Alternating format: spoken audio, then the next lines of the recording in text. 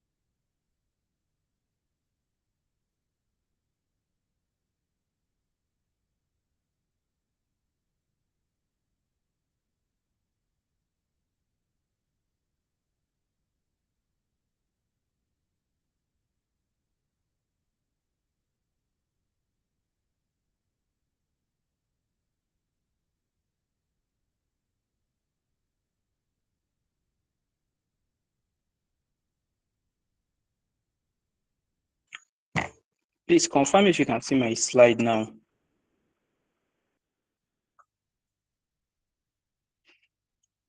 All right, so today we are focusing on the preparation phase, as I said earlier, since we are done with awareness. So we are going to discuss how you position yourself so that when opportunities come looking for you, you can get them. So you are basically moving from invisible to unavoidable. So as in this slide, you can see it's titled "The Email That Changed Everything." So this is an email that I sent to an organization called ISEC. It's the largest youth-led organization. So I sent them an email and they responded. And as you can see from the slide, this is the content of the email. The date is written there, and basically this was their response the response that they sent to me when I sent them the email. It says, "Dear Yasir, thank you for reaching out. Your passion for leadership, personal growth, and social impact truly aligns with what we do here at ISEC. I am excited to let you know that ISEC in Nigeria will be expanding to Ahmadu Bello University's area. Your enthusiasm, skills, and experience make you a perfect fit to be part of this journey right from the foundation stage." So, as I said, ISEC is the most reputable youth-led organization on earth. It's the largest. So I sent them a letter and basically just look at the type of response they gave to me. And this is not a regular response that when you send an email to a reputable organization. So how did I get a response? It wasn't luck and it wasn't preparation. And then I'm going to tell you what happened before I sent this email. Before I sent this email, I knew what I wanted to do. So I identified the right person. According to my slide, it shows the National Expansion Manager. I sent it specifically to the email of ISEC in Nigeria. I sent it to them. So I did not send it to any random person, expecting to get a reply. And this email was a cold email. They did not ask for it. I just wrote a compelling cold email, which has a clear subject line. So I stated my purpose in the subject line, and I personalized the content in such a way that once they open the letter, they're going to know, yes, this letter is being written by someone who knows about the organization. And then I had a specific request in that letter. I also attached my CV. It was a professional CV. I attached it, and it shows my credentials instantly. So when you are reaching out to an organization, they need to know who you are, and your CV would let you know, or it will let them know to know who you are. And when I was done, I followed up professionally. When they responded to my message, I expressed gratitude and I showed readiness. So one thing you need to know here is every single element was prepared in advance. So preparation is now starting to make sense to you. So before we continue, please, those who are on the call, you are going to get the recordings and the slides after this session. Those who are not on the call will not get it. So just pay attention to what we'll be discussing, and you can take screenshot, post on your LinkedIn, we'll tag each other. And then if you know someone who is supposed to be here, please share the link with them. They need to be here. Let's proceed. So just a simple reflection. If an opportunity knocked on your door today, what would you send them? Do you have a CV ready that you'd be sending to them? Do you have a cover letter? Do you have a professional email?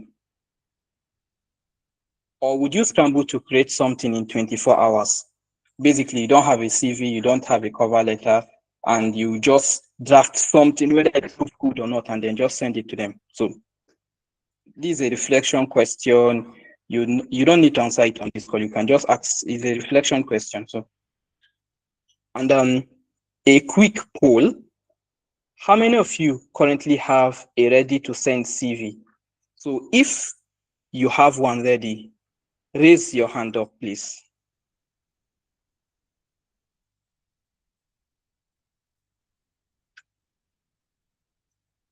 If you have a ready CV, raise your hand, please.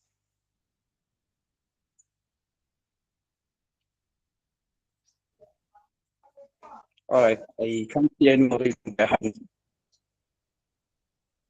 If you have one CV, but it needs updating, raise your hands.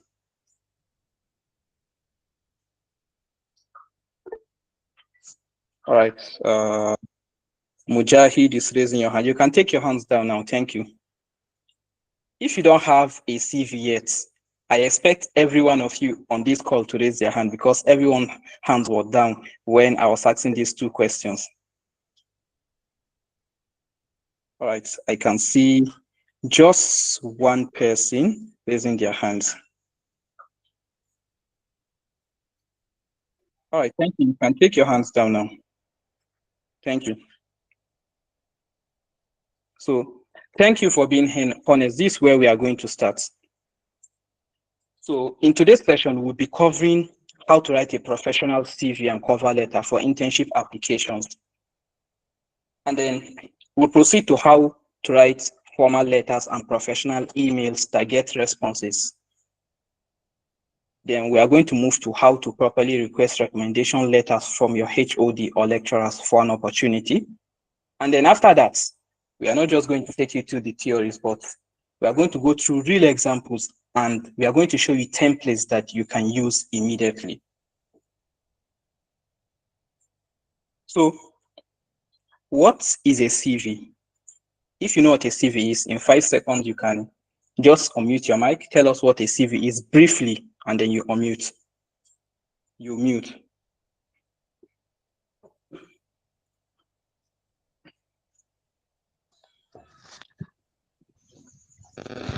Hello, good evening, everyone. Good evening, Muhammad. Sir. My name is Muhammad Atiku Yunusa.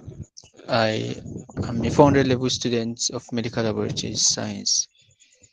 So, my understanding of CV, first of all, CV stands for curriculum vitae. A CV is a document that contains necessary informations about a particular applicant. Informations including their education and work experience, and also notable achievements which can help employers evaluate the patient the sorry, I'm saying patient because I'm used to mentioning patients since I'm working, I'm a health student. Evaluate the candidates and see if they are fit or suitably qualified for the job. Thank you. All right, thank you so much. Please, can we have another person? Then we'll proceed.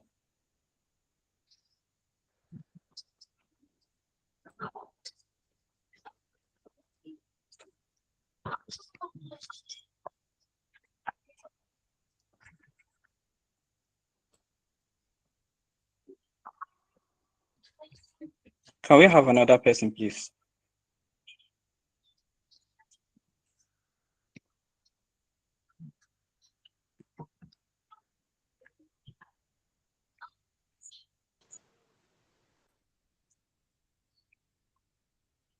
So, as Mohammed said, the CV is the full for CV is curriculum vitae or vitae, based on how you pronounce it, and it's basically your professional story in one document. So, what is a CV? A CV is a CV is a document that summarizes your education, where you studied, and what you achieved. It can include your class of degree, your grade point average, CGPA, and anything related to your degree. And it contains your experience, such as internship, volunteer experience, work experience, and leadership roles, which we discussed in our awareness session. If you missed, then you have really missed. And then it has a section where your skills are mentioned, such as your technical abilities, languages, or certifications. And it also contains your achievements, such as awards, publications, and notable achievements. So let me go again. A curriculum vitae is a document that summarizes your education, where you studied and what you achieved, your experience, internship, volunteer, work, leadership roles, your skills, technical abilities, languages, and certifications, your achievements, awards, publications, and notable project, your notable projects. And your CV is not just a list of what you've done, it's a proof that you can deliver value to an organization. So if someone comes to an organization looking for an opportunity, the first document that they would request to see, just to know about who you are and your background, is your CV. So it's a proof that you can deliver value to your organization. So what's the difference between a CV and a resume? Can we have someone tell us, please?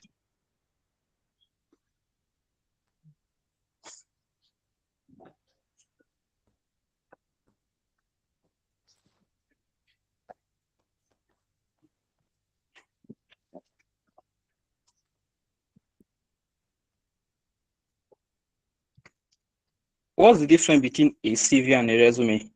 Let's have just one person. Okay, let me attempt. Hello? All right. I can hear you. Continue. Okay, prior to now, I even used to think CV and resume, they are the same and interchangeable. But now that you have mentioned it, it's got me thinking maybe, I'm not sure, but CV I think is a broader form of resume, where resume is is a summarized form of CV. Maybe CV, maybe resume is just only giving information about the applicant's work experience. Whereas, sorry, resume, yes, resume is giving information only about the applicant's work experience, whereas CV is giving a whole background, a rounded background about the applicants. Thank you. Yes. Thank you so much. You are correct. And if you differentiate between CV and resume, it's still correct. If CV and resume are the same thing, it's still correct. So let's look at it this way.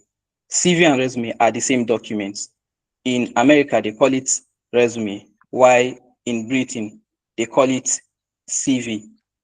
That is when you look at it geographically. But when you go back to British countries, and British colonized countries such as Nigeria, CV, as you said, contains all your professional history, from your education to your experience to your skills to your achievements, every single thing, including your publications and your scholarships. While resume is a document that is specially tailored to a specific job. Say you are applying for, let's say you're applying for an internship and they request that you have skills in Excel and data analysis.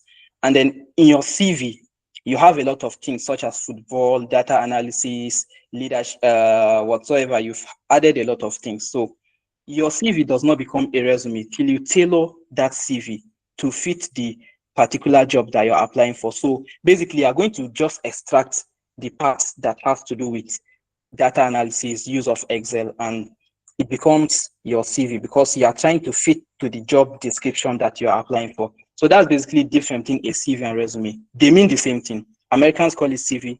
British people call it, Americans call it resume. British people call it CV. But when you come back specifically to the British people, British colonized country, a CV is more comprehensive, while a resume is tailored to a specific job description.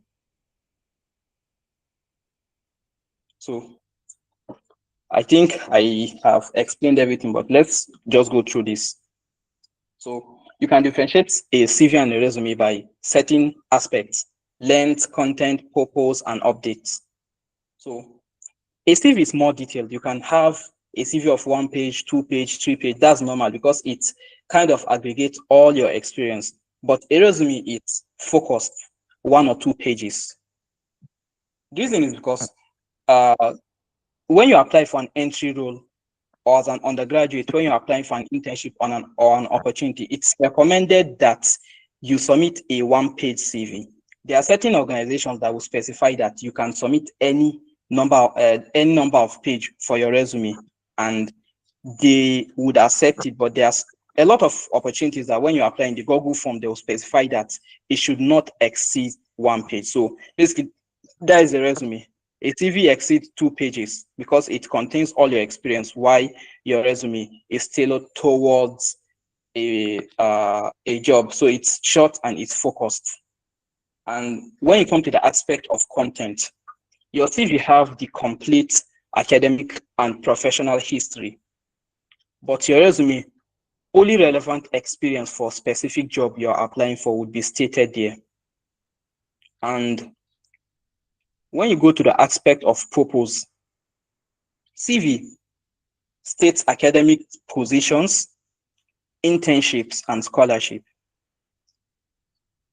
Why resume is mostly tailored to corporate job applications.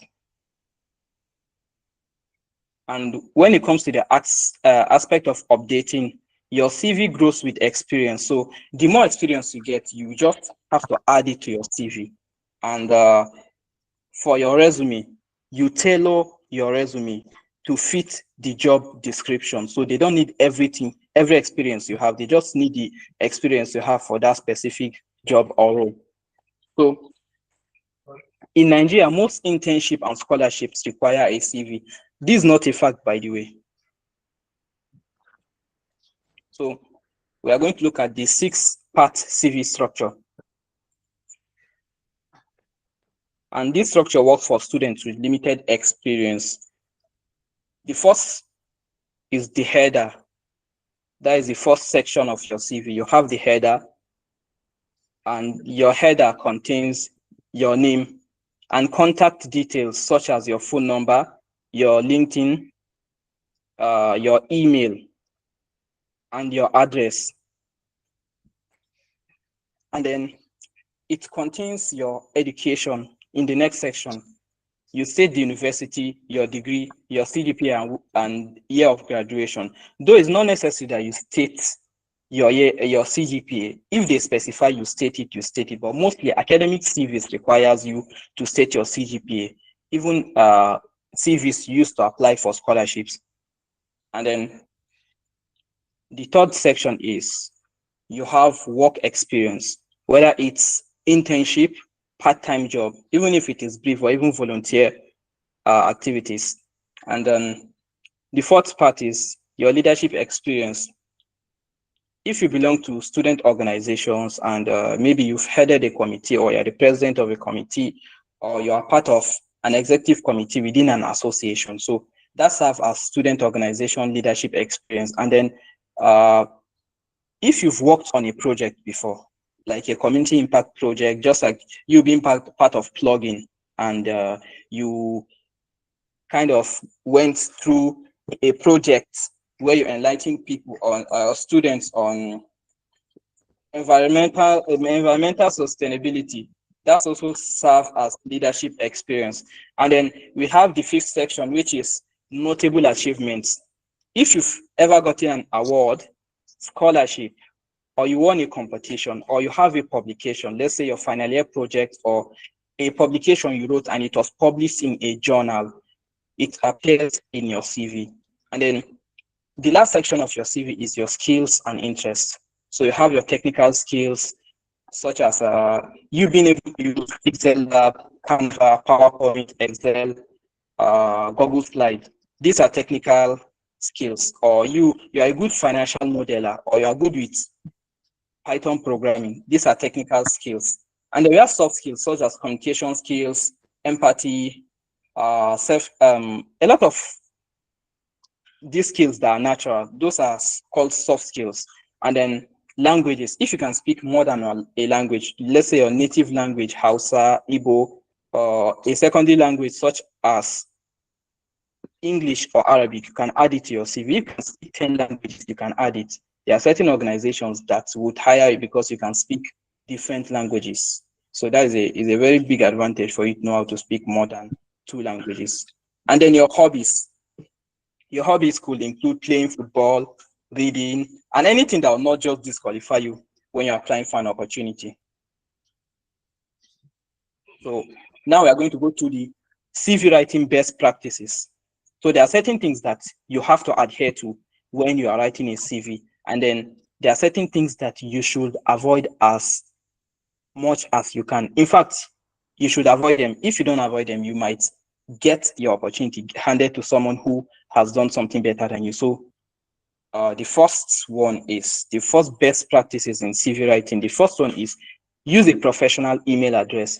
Let's say your name dot your surname at gmail or at yahoo.com. So avoid using names such as bigboy247, fireboy419, and the like of this name, because when you use a professional email, it shows that you're a serious person. But when you use this type of bigboy247, like, it kind of shows that you're someone who is not serious. That is basically how they are going to take you. So impression matters, and even from the name of your email, you have to strike a good impression. And then you should keep it concise. 2 to 3 pages max. This is not a rule. If your CV is required to be more than that length, you can make it beyond that. But if it's specified that you need to keep it 1 page or 2 pages, you can keep it. But generally speaking, your mother CV, where you pick all your experiences and tailor it to become a resume for a particular opportunity, it can be 100 pages, because you are not submitting it. You are just selecting some of the experiences you have to apply for something, so you don't forget them. And what you don't do when it comes to writing CV, you don't write a 10-page autobiography.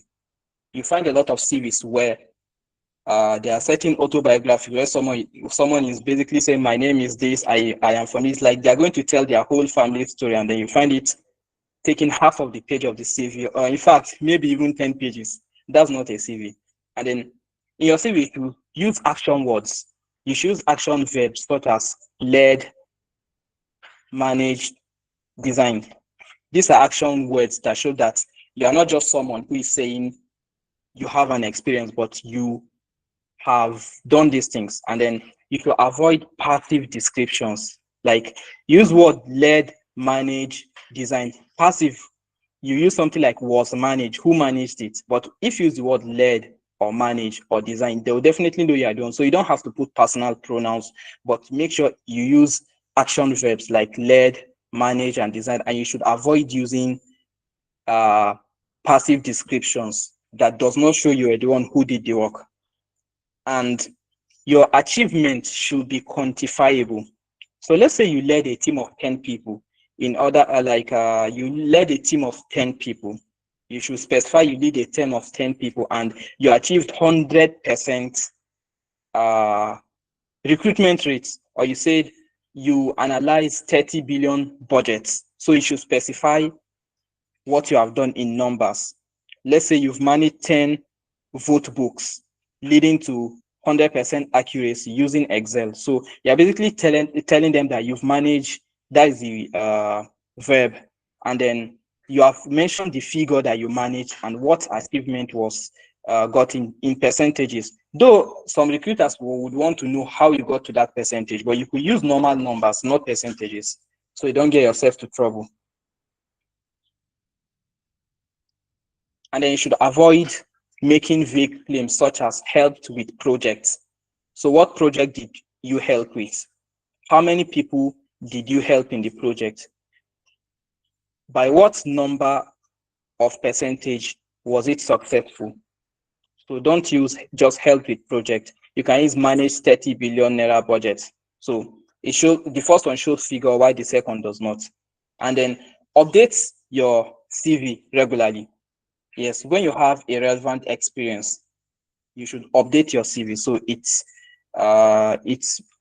is new, and avoid using a 3-year-old CV. I don't mean 3-year-old CV here, but I mean any CV that is old. You need to update it. Don't keep one CV to apply for all opportunities. And then before submitting your CV, you have to proofread carefully to make sure that there is no error.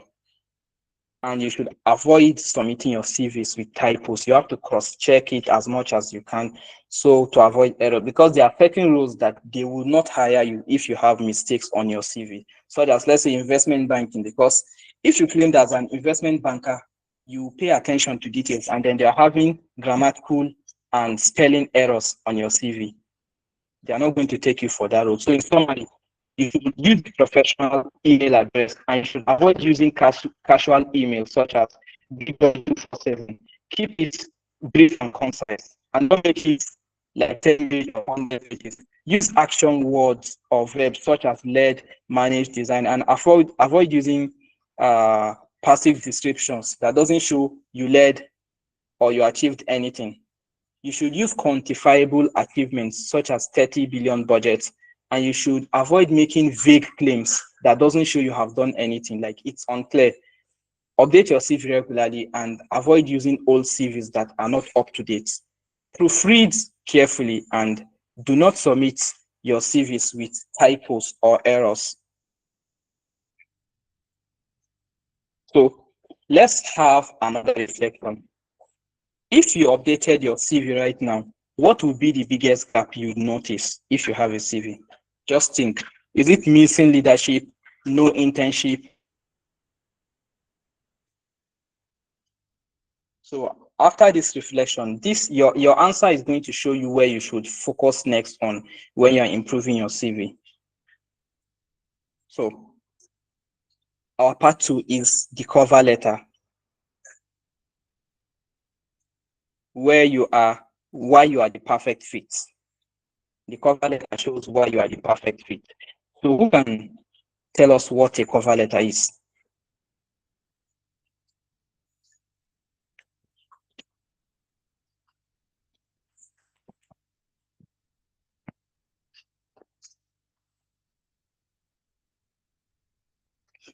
No one. Okay, let me try.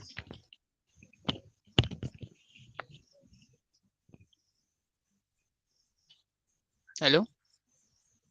Yes, you can talk. Okay.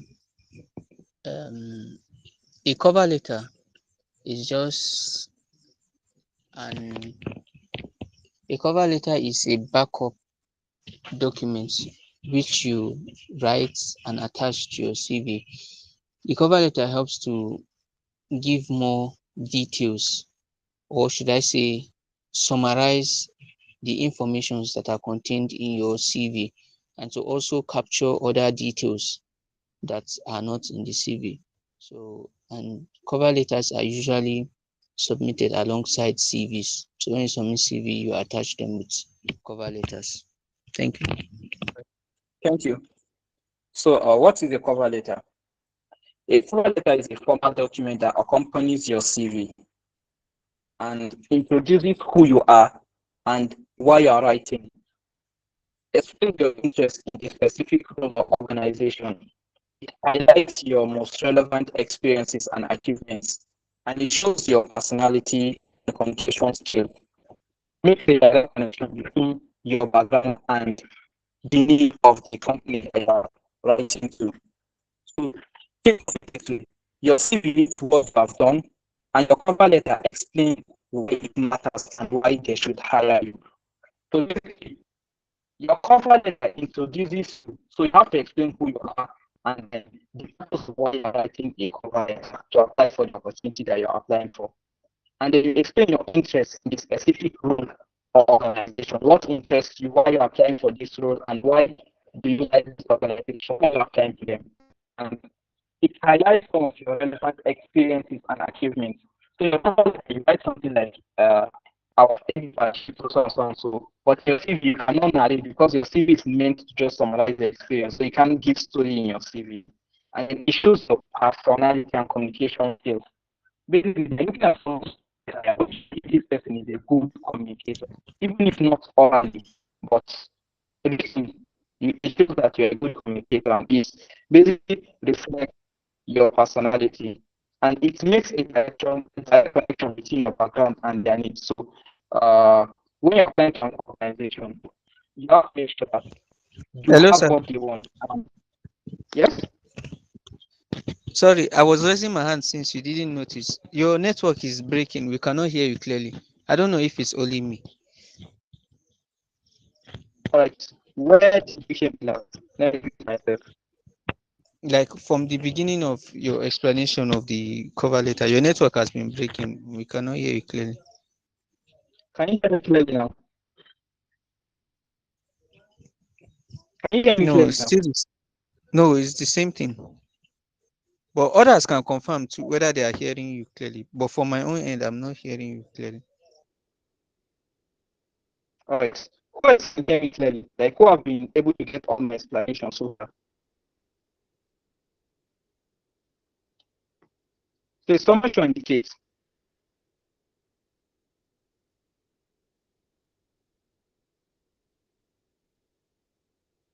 Mama, can you hear me clearly now?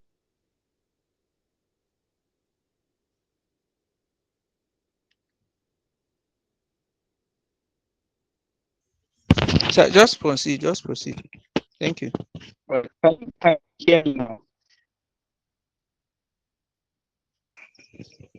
Yes, we can hear you, but the network is just breaking, but we can still hear you. It's also breaking All on my right. end. So also breaking on your end. Yes, sir. How is it now? It's still breaking, but I can pick some things you're saying. Just give me a moment, like 1 minute. Okay.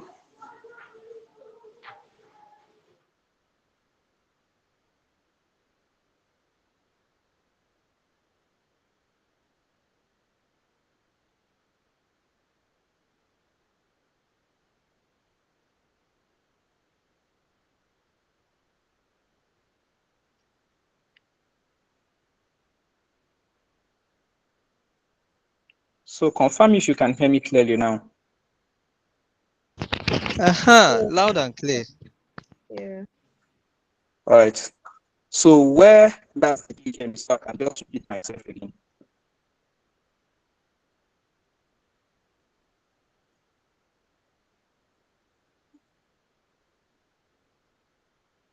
Someone should respond so I can proceed.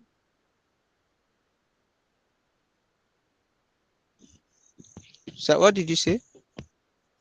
I said, where did I stop so I can repeat myself? Okay, so you can just come again from the beginning of your explanation of the cover letter. All right. I'm speaking. So at any point, if you can't hear me, just let me know. So I said, A cover letter is a formal document that accompanies your CV, and it's in with. Can you still hear me, please? No, it has started breaking again. All right, I'm coming.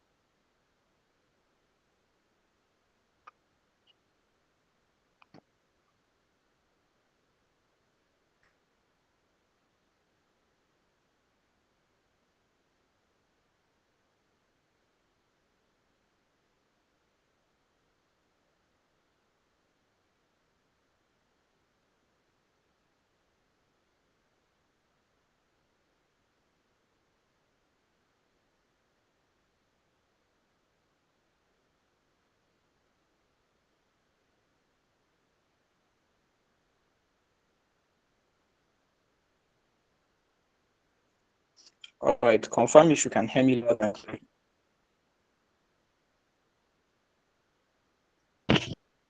It's still the same thing, sir.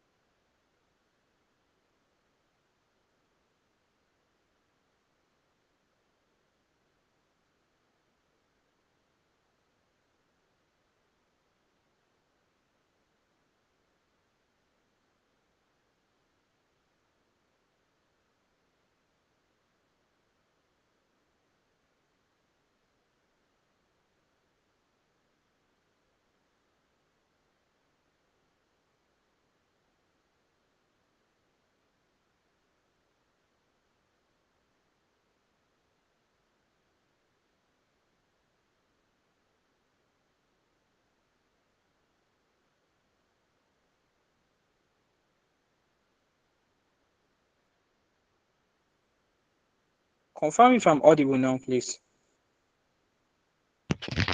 Yes, the network is much better now. All right. We can hear you. Yes, sir. Thank you. So first, just wait a moment. Let my network stabilize so I can share the screen.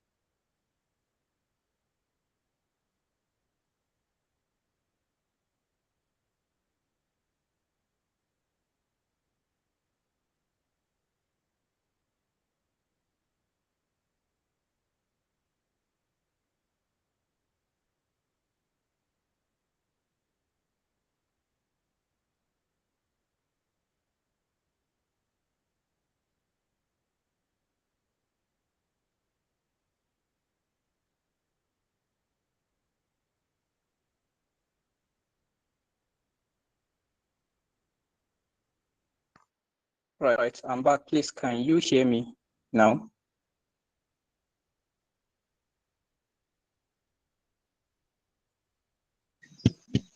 Yes, sir.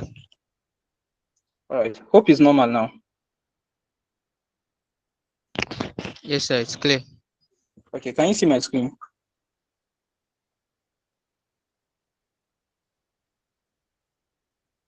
All right. Yes, sir.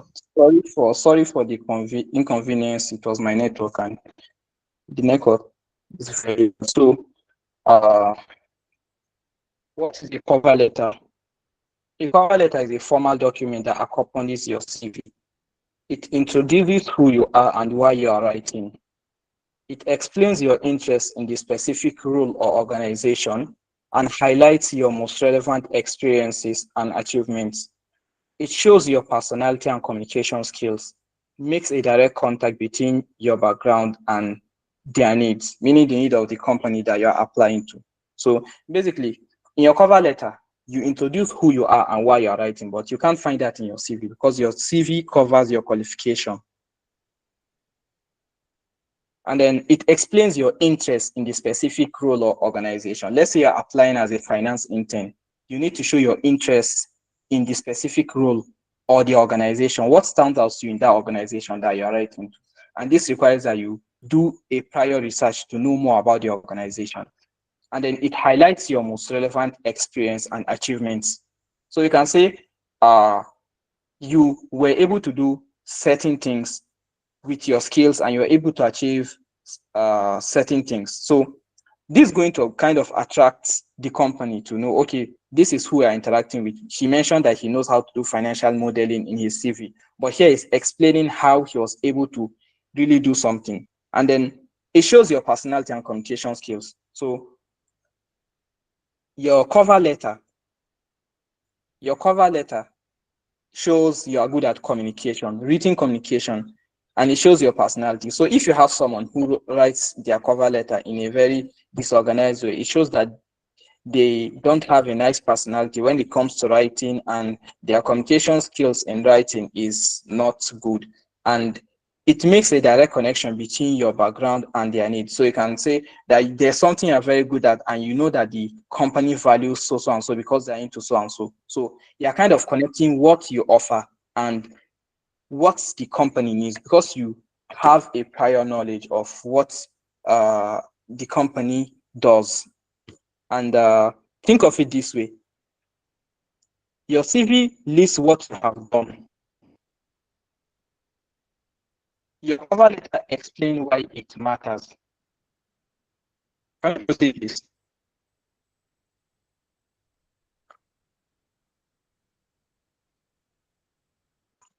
Are we following?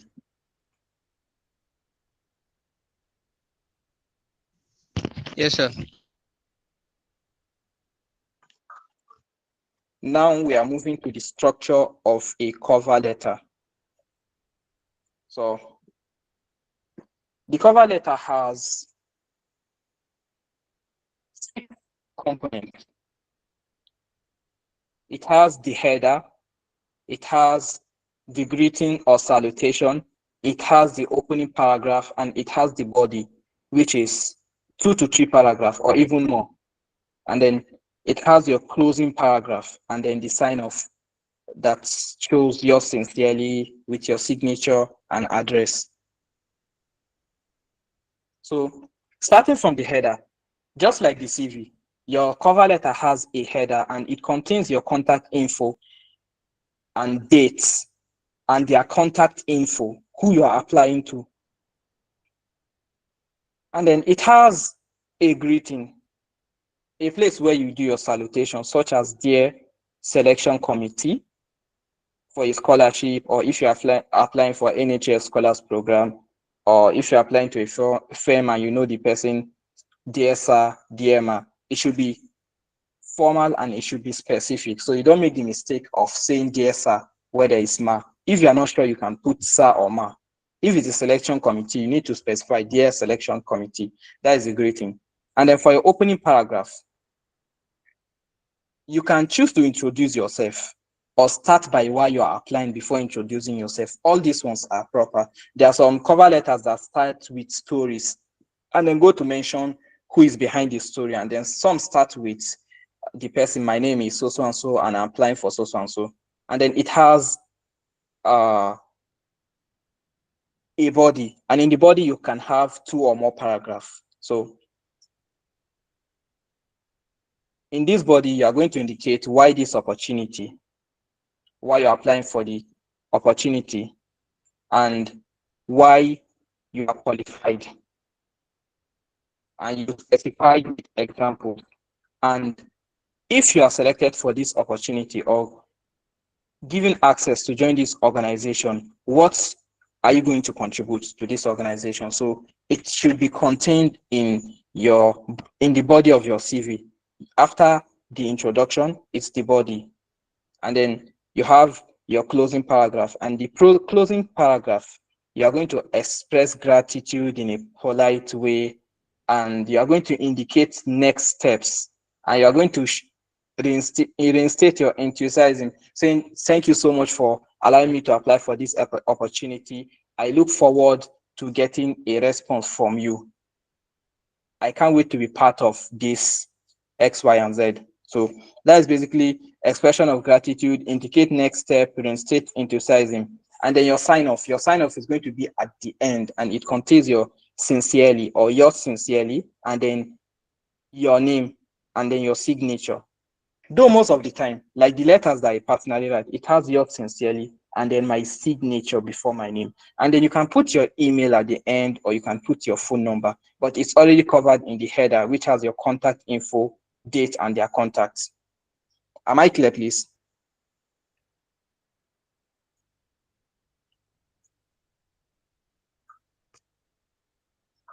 All right.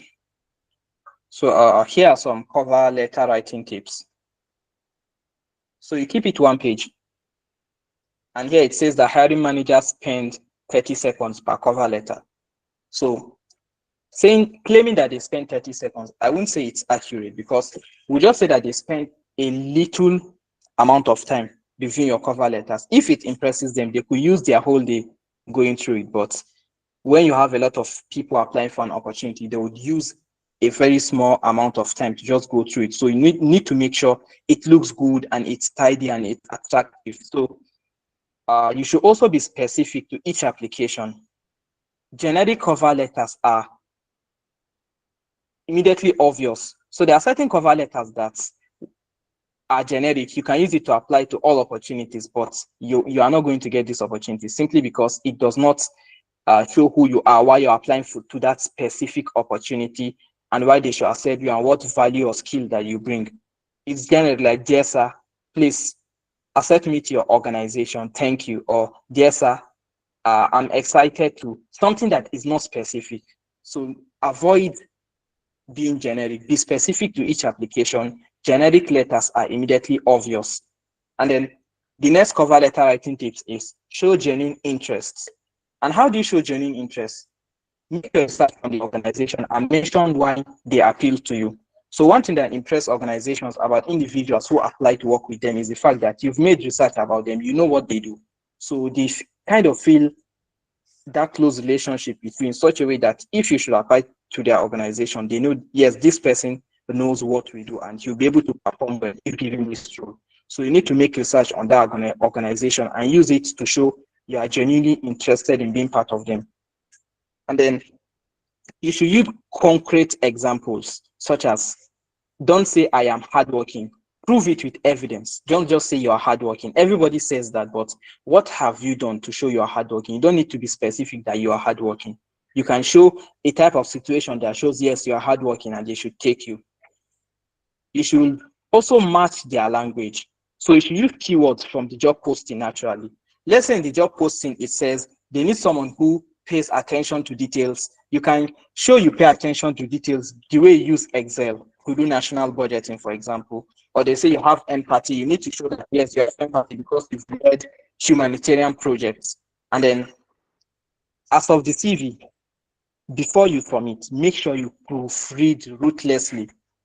There is no room for error. And some people might think if you make errors, they are going to kind of say that, okay, you're using AI, but that's wrong. You use AI smartly. You don't use AI to generate your cover letters, but you use it to correct your punctuation, upper and lower casing errors, and grammatical error, but you don't use AI to write your CV. And if your CV does not contain a mistake, it's a good impression you are trying to make.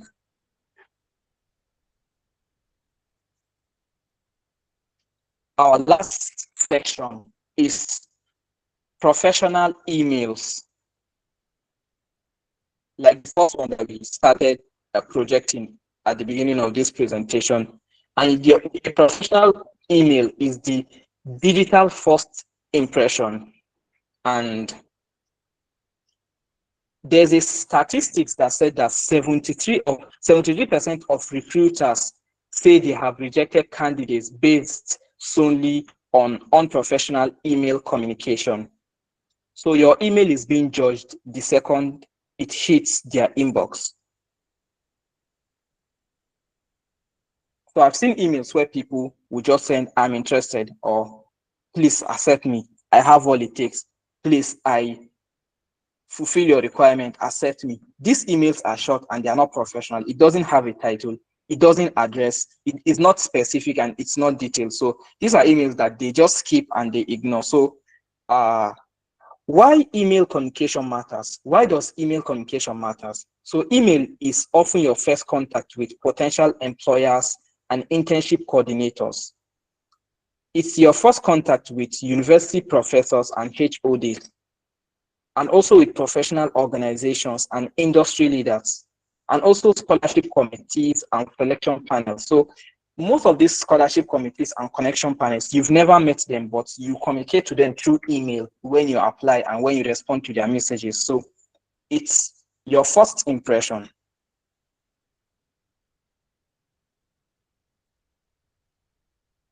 So now we are going to look at the structure of a professional email. Please confirm if you can hear me.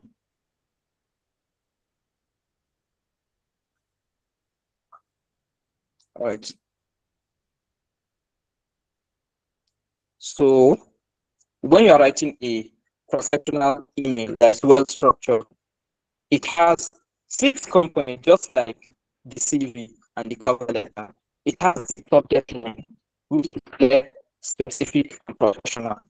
Of course, even the cover letter has a subject line. I forgot to mention that in the previous slide. It has a subject line where you write application for X, Y, Z. So the subject line should be specific.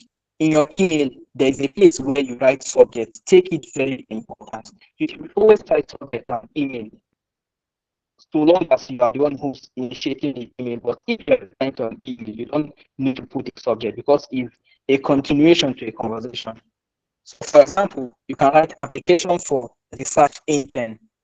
So that is the title, and then you put your name, Yasir Sanusi. That is my name. And then the second part should be your greeting. It should be formal unless you know them very well. So you can write, Dear Dr. Smith, or Dear Hiring Manager. So it should be formal unless you know them. Yes, even if you know them, it needs to be official if it's something that's official. And then opening, state your purpose immediately. Don't beat around the bush. Example, I'm writing to express my interest in XYZ. Next is your body. You should keep it brief, 3 to 5 sentences max. Though this is not a standard, you can do more than that if it requires that. So you can basically explain who you are, what you want, and why it matters, such as when you're applying for a job, as we discussed in the cover letter. And if you continue your closing, a clear call to action for gratitude. Example, I look forward to your response. Thank you. And then your signature, your full name, title, contact info. Example, best regard, Yasir Sanusi, and then your email or your phone number. So let's go through it again. The professional email structure has a subject line. It has greeting or salutation. It has an opening. It has body. It has closing, and it has signature. So here are do's and don'ts when it comes to emails. The first do is use the professional email address. yassanusi69@email.com or at yahoo.com. Use your name or your surname or a good name that first a good impression. And you should write a specific subject line. Keep the paragraph short, 2 to 3 sentences. Proofread before sending so you avoid errors. If you are sent an email, you should reply as soon as possible. Here it specifies within 24 to 48 hours, but you can reply earlier than that. This is not a factor, a standard. And it should end with a clear signature. If you are printing the email, you can add your signature. If you are not printing, your signature is your name, yours faithfully, your phone number, and let's say your LinkedIn or something. And then the don'ts when it comes to writing email, don't use nickname such as Cool Kid 2003. In fact, the email you should use should not contain that. And you should not leave a place blank and just write hello. Like I've seen a lot of emails where people just write hi or hello. They want you to respond and then they'll now communicate what they want. So this is something that hiring managers don't even have time for. They'll delete it and go to the next serious person. And actually very long, dense block text. A text that once someone looks at, they'll feel very discouraged to go through because it's so bulky. And then avoid using typos or grammatical errors. You can use Grammarly, you can use AI to correct your grammatical mistakes or typos. And then you avoid leaving people to wait for weeks. So if you have an email on your email app, make sure you reply to it so you don't leave them waiting. There are certain opportunities that if you don't reply on time, it's you're not getting the opportunity. And then if you avoid sending anonymous emails, there are certain emails that you don't know who the sender is. They want to know who you are and like basically want to know who is behind that email. So you should not be anonymous. So use the professional email address, write a clear specific subject line, keep paragraph short, proofread before sending, reply emails within 24 to 48 hours, and end with a clear signature. For the don't use nicknames or numbers, e.g. Cool Kid 2003. Don't leave blank space or just say hello. Don't make it too bulky, long, dense with text. And then don't send it with typos. Don't leave people waiting for to get a response from you. And then don't send anonymous emails.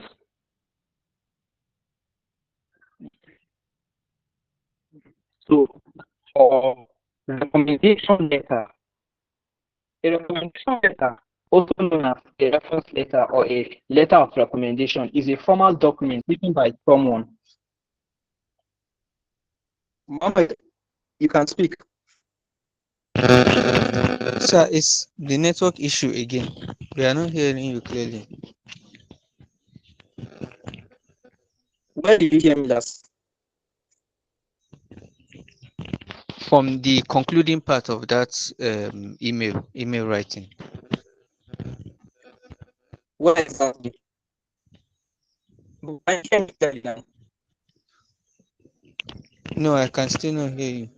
When you were discussing the don'ts of email writing, that was when the network started misbehaving again. All right. Please, is he the only one that experience it, or are you guys? Can you guys hear me? Because I don't like the fact that you can't hear me, but everyone is keeping silence. So,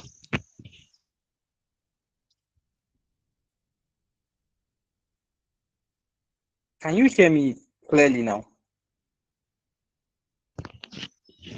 yes, I can hear you now. All right.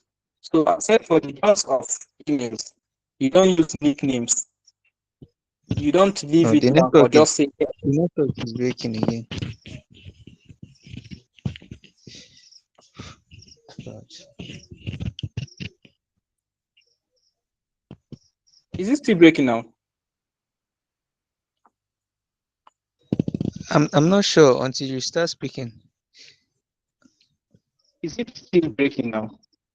Can you hear me? Yes, yes, it's still breaking. I can barely hear you. All right. Give me a moment.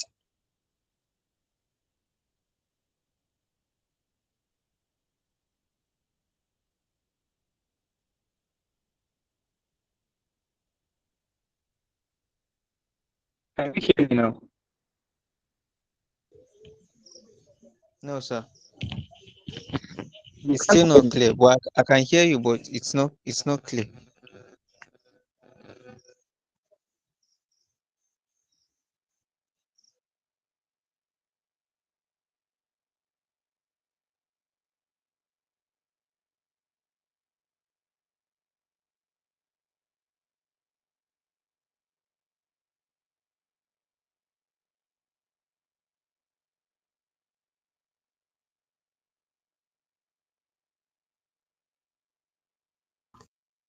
How about now?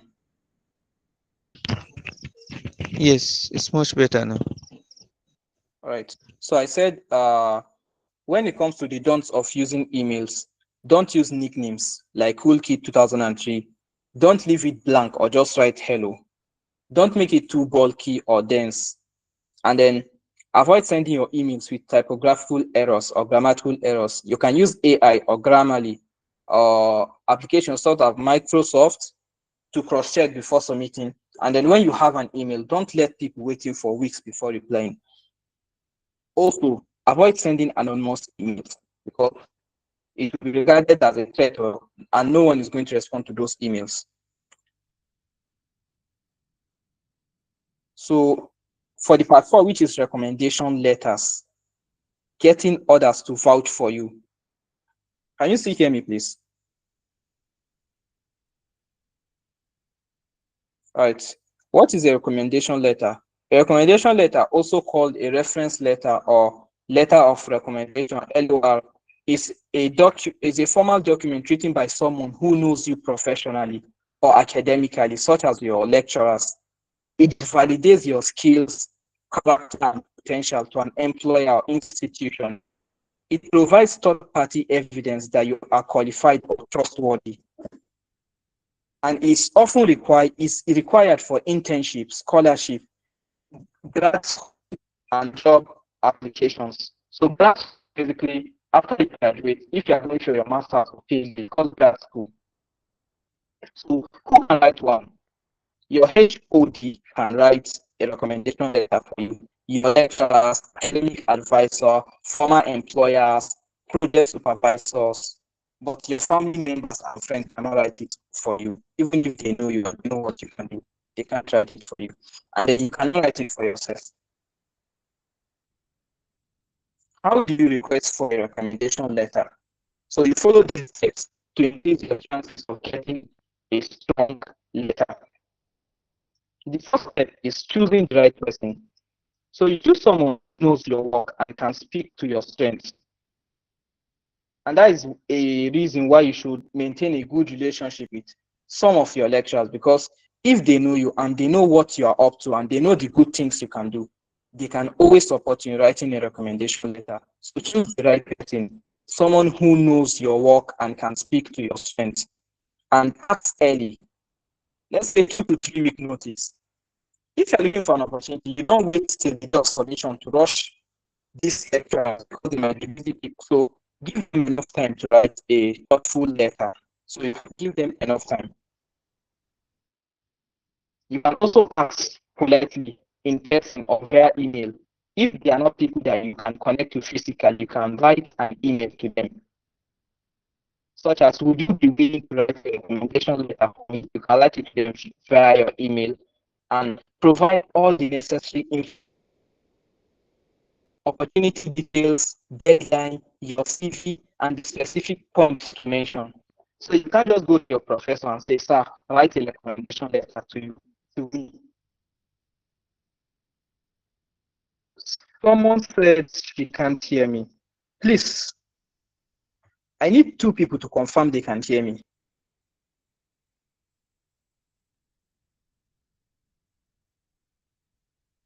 Can I proceed, please? Someone should speak. Yeah, I can hear you, but it cracks sometimes. All right. So you should provide all the necessary information needed. So such as the opportunity details, the deadline, your CV, and specific points you want to mention. So you don't select the person who's writing the recommendation letters for you. You let them know everything about it and what they should write.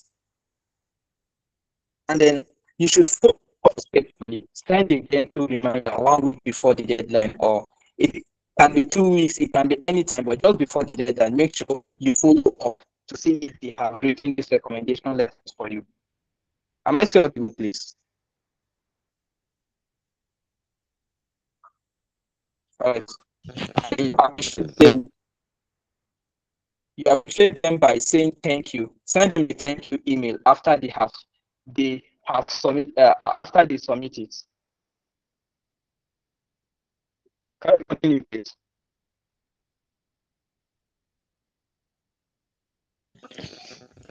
Yes, sir. We can hear you, but it's just that the network is not clear.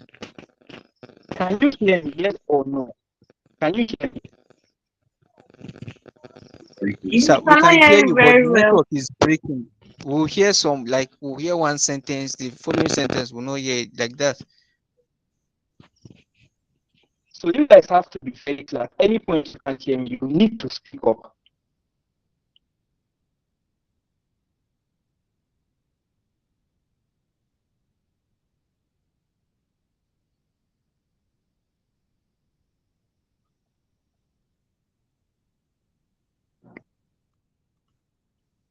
Can you hear me now?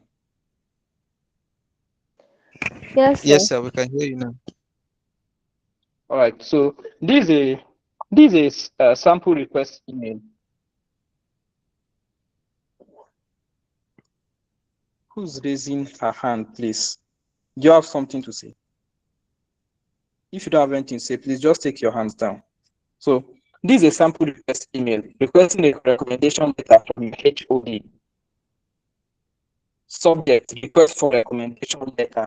Internship name: dear HOD. You can write dear sir, or you can write his name, dear professor or HOD. It's not bad, I just put dear sir. That's what I normally do. I hope this email finds you well. I'm writing to request a recommendation letter for the name of internship scholarship organization X, Y, and Z. The application letter is you now specify the I am greatly value your guidance in X, Y, and Z course in X, Y, and Z department, and I believe your perspective will slightly strengthen my application. The internship focuses on brief description which aligns with the skill I developed in your course. I have attached my CV and the internship details for your reference. If you need additional information, please let me know. Thank you for considering my request. Best regards, your name, your department, your phone number. So this is the recommendation letter. You don't have to follow the content of format first. Basically, the structure of the cover letter, email, and recommendation letter are the same, but how you write it are different. So here are what you should include in your request to make it easy for them to write a strong recommendation letter. Am I still with you?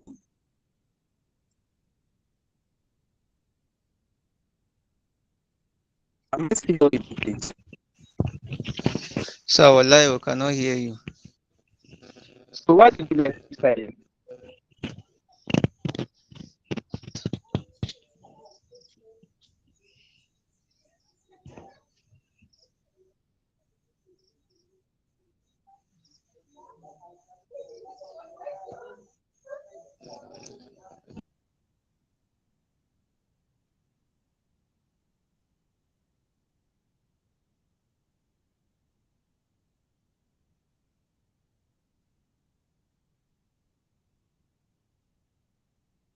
Am I audible now? Yes, sir. Yes, sir. Where did I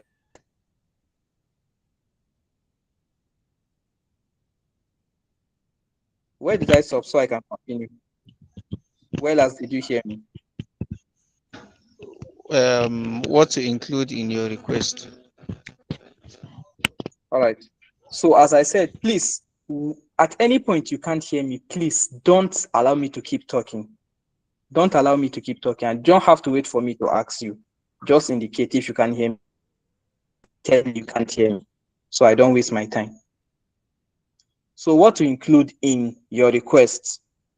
Make it easy for them to write a strong recommendation letter by providing your updated CV, so the full background, internship or scholarship description, so they understand what you are applying for. Key points you remind them of specific projects or achievements and submission method, plan and instruction, email, portal, mail, and then pre-written draft if appropriate. Some recommendation letters prefer to edit rather than start from scratch. So before you meet any lecturer for a recommendation letter, you can actually draft a template you want them to just edit. Are we together, please?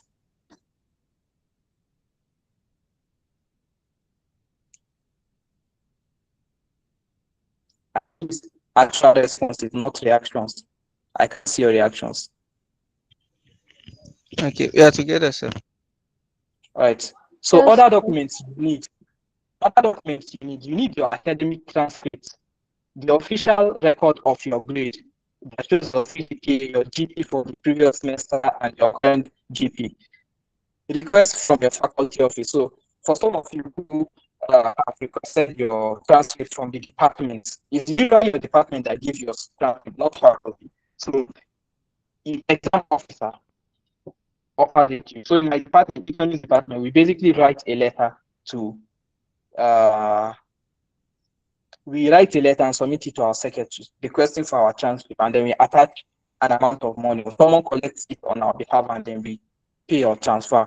And the money is very small, not even up to 500 naira. And you can attach statement of goals, which is an essay explaining your goals and why you are applying for that scholarship, so that they can know why they should recommend you. And you should just stay there and get feedback from your mentors.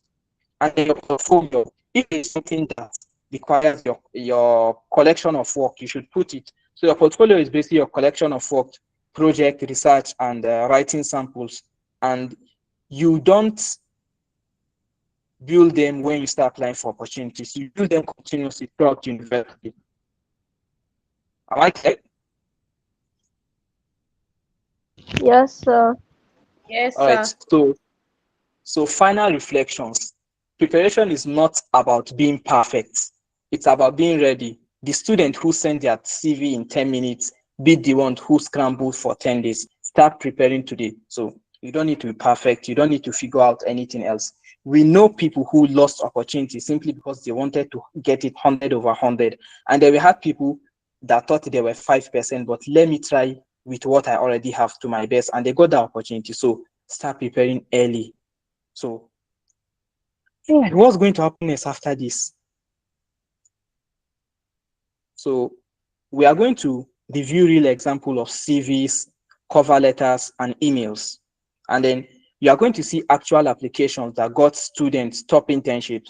Basically, I will be showing you some of my letters. There's nothing complicated, very simple. And then you identify which documents you need to create or update. If you don't have one of these, then you should start working on them. And if you already have them, then what are you working on updating in these documents? And then you leave with templates you can use immediately. So I'm going to leave you with a template you can use. So please, after this call, don't forget to send me a message in the community. And please, if you don't have my contact, so because I don't know how you join, someone can help me go to the group, copy my number or my email, and just drop it in the chat box. So you can copy and then send me a message proving you've joined this call, and then I'm going to share you all the materials needed to start this. And then before we go to start looking at these samples, remember that opportunities don't wait for you to get ready. You get ready so opportunities can find you. Do you have any question, please? If you have any question, you can quickly unmute yourself, introduce yourself briefly, and ask any question. And we can now proceed to look at the CV and cover letters real time.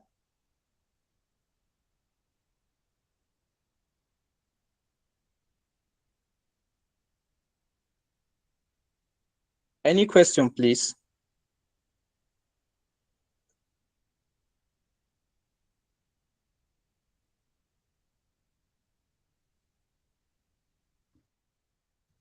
Please, if you have any question, just unmute your mic and speak. Don't be shy, or you can type it in the chat box.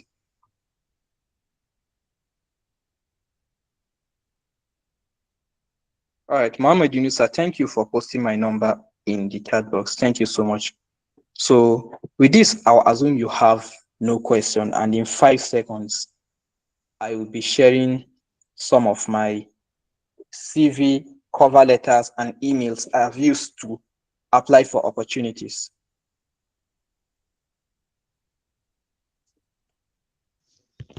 So I actually have one question, All right, let's and my have it. question is with regards to the cover letter writing. In Yes. the beginning, they have the salutation and then the, if I could remember, introduction. And you said there are various ways that we can write it. That some people start by introducing their name, some people start by um, giving a brief story. I don't really understand that part. So I don't get, like, what in specific do you want to understand?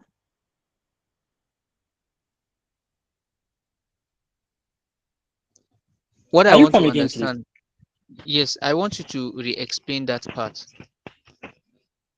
All right. So in your cover letter, you introduce yourself. I am a student of so and so school, and I'm applying to this opportunity. This is basically your introduction, and then you can go ahead to explain why you're applying for it. And then there are certain situations where you don't need to start by introducing yourself.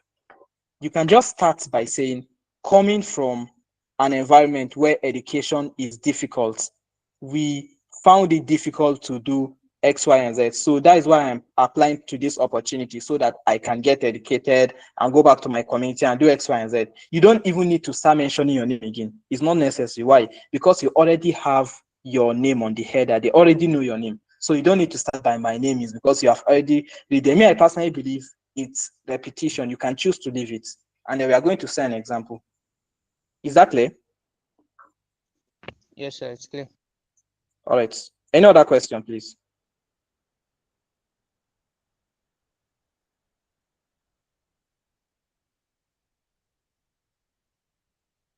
Right. I assume there is no question. So now I will be presenting my CV. You can zoom the CV and see how the structure is. This is the CV I used to apply for the NHS Scholars Program, though I did not get to the final stage. I applied this year as a final year student, but I didn't get to the final stage. So if even if you are in your final year, you're in your 100 level, 200 level, please apply. I know people who got it in their 200 level. I know people who got it in their final year. So don't restrict yourself. You can apply. This is the CV I used. And the CV I used is basically the type of CV that is used. That is basically the global standard for CV. Harvard University, Oxford University. So can you see the CV? You can zoom your screen and look at it, please. All right. So as we discussed, the CV has an header. So my header, I wrote Yasir Sanusi, and I use my school address instead of home address. You can use your school address or home address, and it doesn't have to be in detail. So I wrote Faculty of Social Science, Ahmadu Bello University, Zaria, and then I added my telephone number, and then I added my email, and then it has my LinkedIn.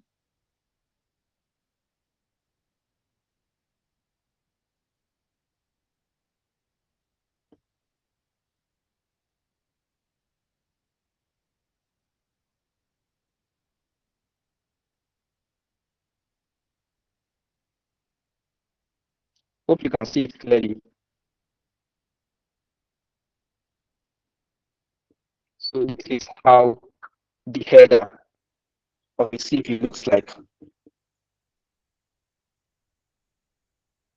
So for the section of education, I indicated my university, Ahmadu University, and by the edge, I wrote Kaduna, Nigeria. And then for my secondary school, you don't need to mention your secondary school, but I specify my secondary school because the NHS CV sample requires that you indicate your secondary school. So 2017 is when I'm graduating, so I added it there. And 2020 was when I finished secondary school, so I added it here. So for my work experience, you can see budget office of the Federation, finance intern. And then I went to explain what I did while I was at the budget office of Federation, the Federal Ministry of Finance. So I analyzed confidential federal wage bill requests exceeding 30 billion naira, ensuring 100% compliance with national fiscal policies. So as you can see, I used an action was analyzed, and then I used the figures that I managed, which is over 30 billion naira. And then I ensure 100% compliance with national fiscal guidelines. And besides budget office of federation, see Abuja, Nigeria, and then you can see the data. And then I think expenditure verification process, supporting budget credibility and financial uh, discipline for multiple federal agencies. So this is basically how I described my role. You don't need to be writing a long story describing what you've done. And then even before I went to Federal Ministry of Finance to do an internship, I did an internship in National Hospital in the Finance and Accounts department. So I also served as a finance intern. Here I used Excel. So you can see I use is an action word. Excel is a tool. So I'm trying to show them here that I know how to use Excel. So I use Excel to manage 15 plus vote books to track expenditure, reducing financial errors. And when you look at the date where I served in budget office and the date where I served in National Hospital, you find out that the recent internship comes before the older internship, meaning I started by writing the recent internship, then the older one. So you see 2025 comes before 2024. So in your CV, this is how you arrange your activities. You start from the most recent one to the one that was not recent. So this is how you basically arrange your CV. Just carefully go through it. I won't be reading it. And then for my leadership experience here, I mentioned pioneer and expansion manager for ISEC in Zaria. As I mentioned, ISEC in Zaria is the largest youth organization, not ISEC in Zaria, but ISEC itself is the largest youth-run organization on earth. And I was the person who championed ISEC coming to Ahmadu University in Zaria. So they kind of gave me a special honor by making me like their president or the expansion manager. So you guys can be part of ISEC when the application for new members come out. You can reach out to me or I'll share it with you on the group. And then I pioneered the expansion of ISEC in Zaria, increasing student access to global leadership by recruiting 25 plus members, achieving 100% onboarding rate. This happened last year, 2025. And then I currently serve as the Secretary General for the Nigerian Economic Student Association, NESA, here at ABU Zaria. So I coordinate 11 executives to execute career development initiatives, such as organizing a research project workshop, equipping 400 plus students with employability skills. So this is me describing what I did when I was in this role. A lot of mistakes people make when they are describing what they did. They just say, I managed this, I submitted this. They are not going to specify what exactly they did. Your action, your impact. You should put it this way: your action, your results, and the numbers of results achieved. So my action is I coordinated, and then the result is equipping, and the impact is 400. Right? So I made it very clear. And then in my leadership experience, you can see I put team lead here. So I participated in an Islamic finance competition last year, which is the AITA Islamic Finance Research Challenge. So basically what I did there is I led a 4-member team in Islamic Finance Research Challenge, developing a blockchain zakat/sukuk funding model addressing Northern Nigeria education crisis, which falls under SDG 4, while completing a 9-month forward program in Islamic finance and professional development. So I'm clearly telling them I served as a team lead. This is a leadership experience. If you serve as a team lead in your class, in a class assignment, you can add it to your CV. Know how to package yourself. Please, am I still audible? All right. Yes. And then the last thing I added, though I could make this CV 2 pages or 3 pages because I have a lot of experience, but I decided to make it 1 page because they specified that it should be 1 page. So I am also an ambassador for the ABU Energy Innovation Research Challenge. And basically what we did here is mobilize student participation to develop renewable energy solution for the university's electricity crisis, strengthening project advocacy and infrastructural problem solving skills. So all this happened in 2025, just last year.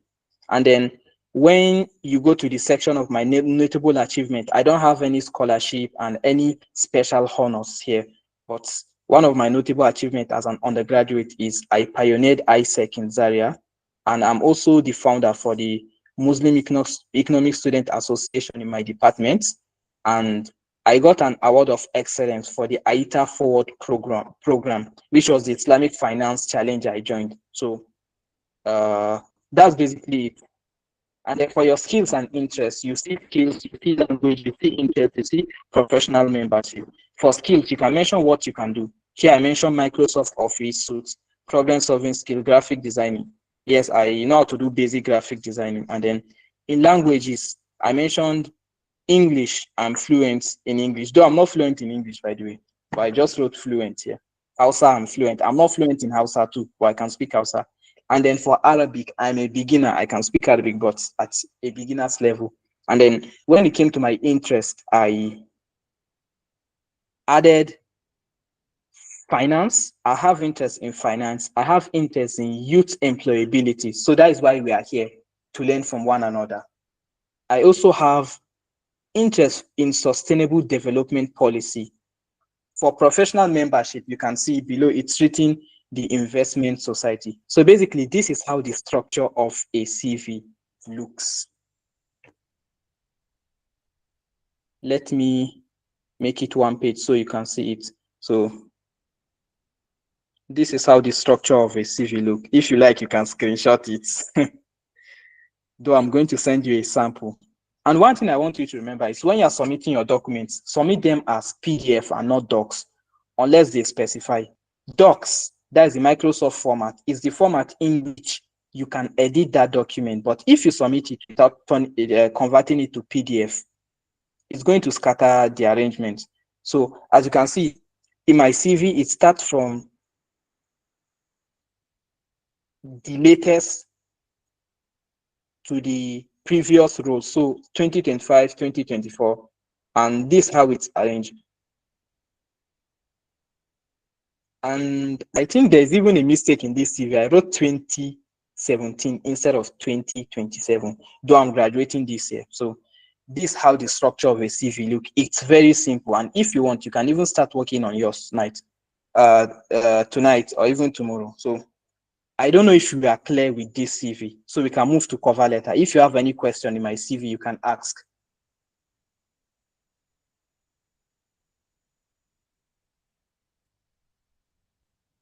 All right, no question. So, so sorry for delaying your time, but let's go to my cover letter.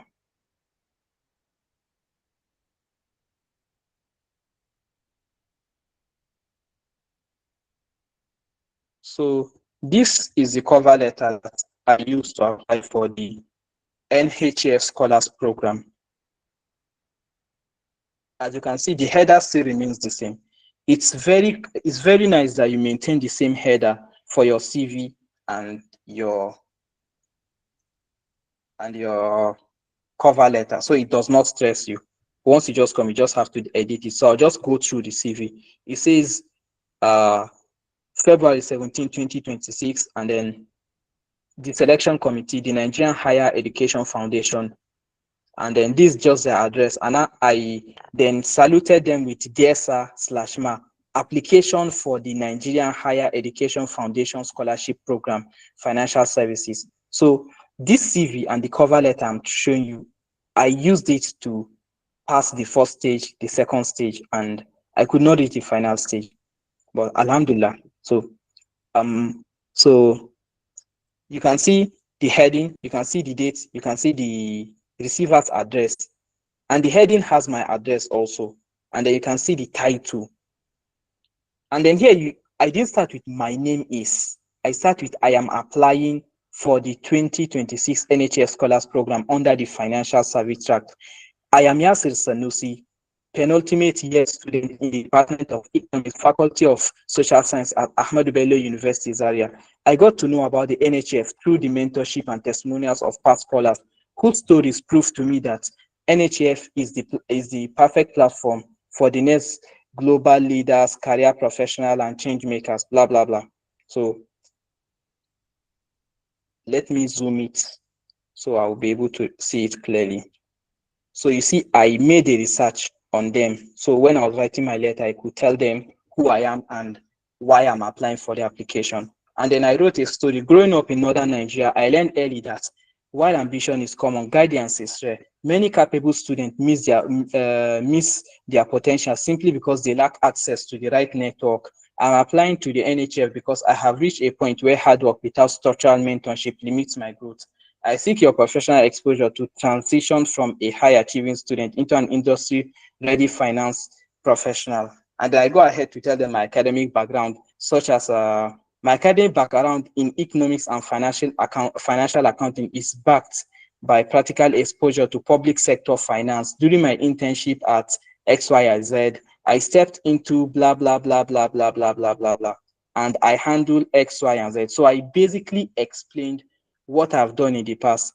And now here I'm showing them that this role taught me financial discipline, sharpened my analytical thinking, and gave me the exact competence needed to deliver immediate value to NHF partner firms. Beyond academics, I am a builder shaped by my family's reality. So as you can see, I use this same grid to pioneer ISEC in Zaria, establish a platform that now connects students to global leadership development. Similarly, as team lead for the AITA Islamic Finance Research Challenge, I directed the design of a 8 million blockchain-enabled Zakat funding model for education. I'm intentional about using my skills to build systems that solve youth employment and provide the guidance my peers lack. I believe the NHS Scholars Program is the perfect environment for my next stage of growth. It focuses on mentorship, leadership, and career development, aligns directly with my goals of returning value to my university and multiplying the impact of this opportunity. I'm eager to learn and contribute to NHF vision. Thank you for your time and consideration, and I look forward to the possibility of an interview. And then you can see yours sincerely, my signature, and then Yasir Sanusi. So basically, this is a cover letter looks. This is how a cover letter looks, right? So do you have any question before we proceed?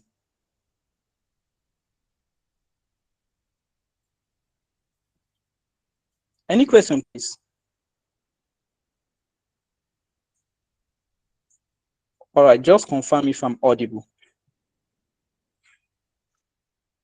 All right, now let me show you another sample of cover letter. Please, as I'm showing you, you can screenshot them. You can screenshot them. This is another way you can write cover letter. Let's compare this cover letter. You can see how the heading for this cover letter looks. Johnny, do you have a question? Please, if you have a question, just unmute and speak. Good evening, sir. Good evening. So I just wanted Yes, I to can hear ask, you. what's the required paragraph for a professional cover letter? Like, how many paragraphs should you have? You can have 3 paragraphs. One with the introduction and why you're applying. Secondly, your story. And thirdly, why they should take you. And then you can have more than that, but you should make sure that it is contained in the document you're writing. It should not exceed 1 page unless if they are set 1 page, and it should not exceed the word count if they specify a word count. And the font Okay, should not be thank you. too small. All right. So can you see the heading for this cover letter, how it looks? Where it has Yasir Sanusi to the point where it has the line. Someone should confirm, Yes. please. All right. So let me Yes. show you another cover letter that uses the different the style that you are always used to seeing. So look at it. I have a question over here. You can ask. Okay, like based on the the previous page you showed us, Yes. that's your working experience. Yes. Was it during the internship that you got those experience, or when we are right now at home, can we put the name of the company we did that internship as working experience? Yes. Internship serves as work experience. So you basically mention the place you did your internship and what you did while you were in that internship. Basically, you can't just say you worked somewhere and then you don't show what did you do while you were there? So you need to clarify. And then, as we discussed previously in our last session of awareness, work experience is not only restricted to internship, even volunteer activities and freelancing is work experience. In my previous CV, there's a section where I wrote about me having a business where I sell provisions. So I want you to screenshot this cover letter and study it. Oh, it's not showing. I will I really love you to drop it because I'm trying to work on my own CV and it's not as good as yours, Sha. I don't know. That's why All right. I would really Don't love you worry, to just drop it. reach out to me. Just reach out to me. So this is the letter. This is the cover letter I used to apply for Cowley-wise. Though I was called, I applied for the internship because I'm a Cowley-wise ambassador. So if you guys are not ambassador, you can search online or ask me in the group. I'll share the link with you so you can apply to be a Cowley-wise ambassador, and it comes with a lot of opportunity. So as you can see, this cover letter and the first cover letter that I showed you, what's their difference? Who can tell me, please?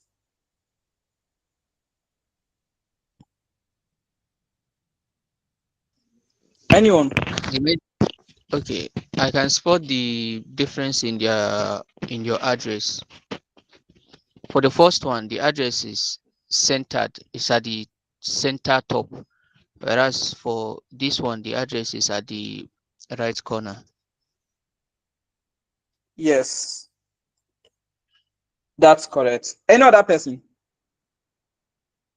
Grace. You have I two think addresses here. the paragraphs, the last paragraph was up to 4. Why this one is 6? I guess. That's not a major difference. Okay. Okay, the major difference is the way of my heading. This one, I wrote my name, my address by the right side, and then their address by the left side. Just look at the top and let me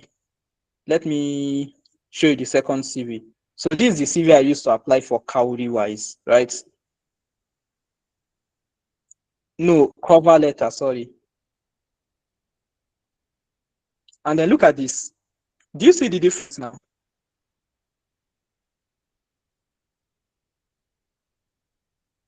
Do you see the difference? All right, Yes, so sir. I'll assume you guys have gotten it. So now I'm going to show you my internship application for the budget office.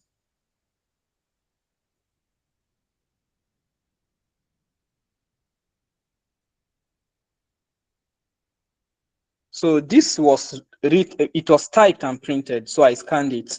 See the layout of the cover letter. So an application letter is also known as a cover letter. So don't confuse yourself. So as you can see, this is my address and everything. And then I directed it to the director general. So you need to be specific about who to direct your letter to. There's an application for internship. I clearly stated my purpose. And then I went and said, I'm a 300 level student at Ahmadu Bello University, and I'm right to express my keen interest in taking a short-term internship within your organization as part of my academic and career development. And I'm not going to read everything, so you can kind of screenshot it, please.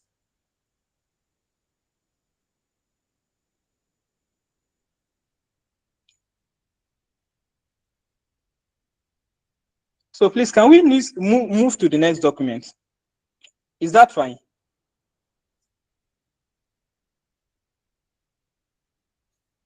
So sorry it's taking so much time, but I just wanted to get done with this. Though the network really frustrated me, I felt bad about it. So this is the recommendation letter that my HOD wrote to me. And one thing about recommendation letters, if you have an issue with your department, you are a bad student, they'll not write it for you. So as you can see here, it shows economics, Department of Economics, and then it shows where they wrote their date and everything. This is their letterhead. So my HOD is addressing it to the Director General, the Budget Office of the Federation, Federal Ministry of Finance, Abuja.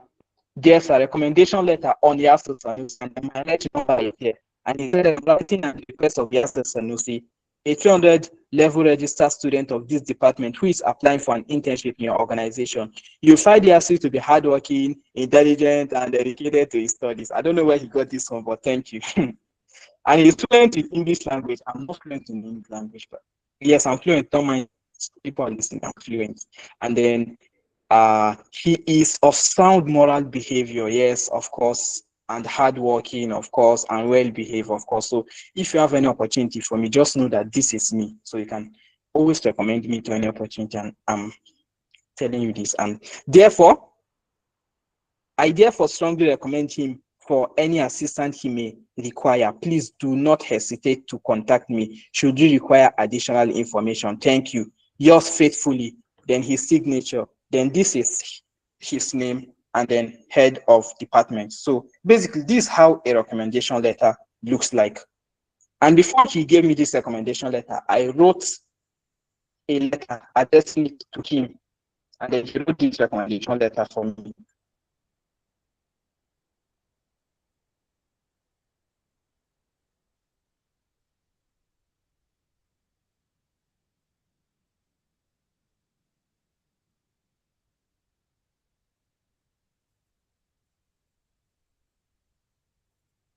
All right, so next we are going to look at another cover letter from an opportunity I applied for. I got the opportunity.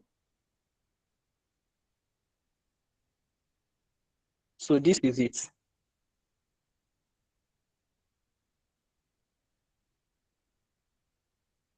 This is the letterhead I use. So you can briefly screenshot it. And then they also gave a word limit. That is why you can see this one is very brief. So I specify the date and then I address it to the selection committee. Next Islamic Finance Career Mentorship and Accelerator Program. Dear sir, my application for the Global Islamic Finance Mentorship and Accelerator Program Cohort 2. I'm applying to the next accelerator because I want to use ethical finance to solve development problems in Africa. During my time at the Budget Office of the Federation, I worked with over 30 billion naira in fiscal data. I saw firsthand the importance of transparency and strong financial system. It deepened my interest in Sharia-compliant finance as a practical solution. My long-term goal is to focus on infrastructure finance using tools like Sukuk and Wakaf to support community projects and improve access to education in Nigeria. I see this program as the bridge I need to move from idea to real impact. I've worked on a blockchain-based zakat and Sukuk model, and I want to take it beyond theory into something practical and scalable. Learning from experienced professionals and being part of a strong network will help me the approach and align it with global Islamic finance standards. Sincerely, my signature, Yasir Sanusi. So if you notice this cover letter, it's brief because they specify that it should be, I think, 150 words or 200 words, and then it should, the first paragraph is why I'm applying, and the second paragraph my long-term goal, and then the third paragraph is why the program matters to me. So you can skip it and just go through it. And let me open my browser and then take you through the email that I received after they responded to this, my cover letter.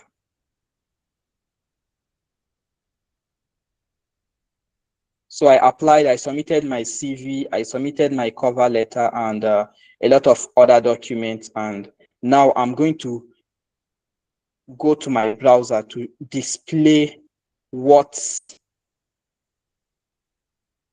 they sent me when they accepted me into the program.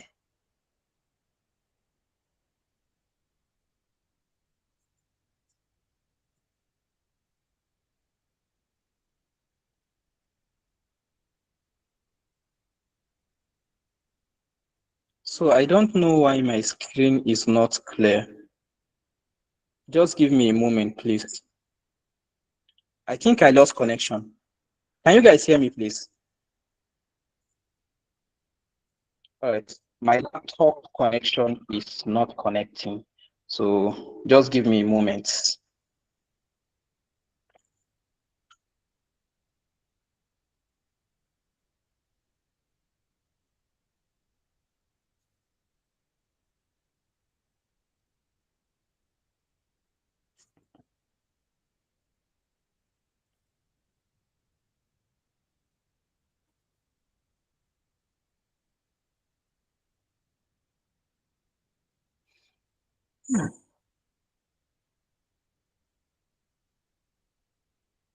All right. Now let me share my screen once again.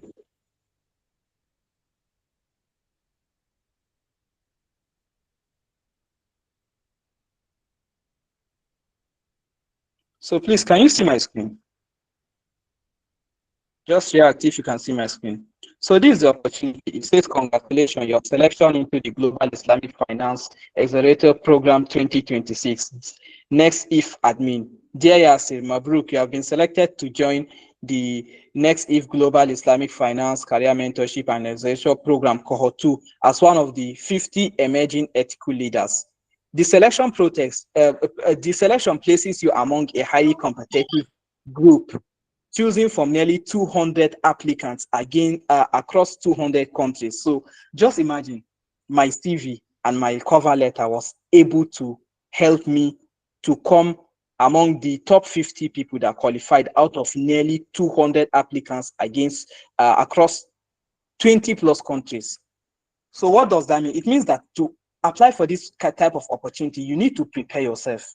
And then please, you have to screenshot this, please. Screenshot it so that you can go back and study. And then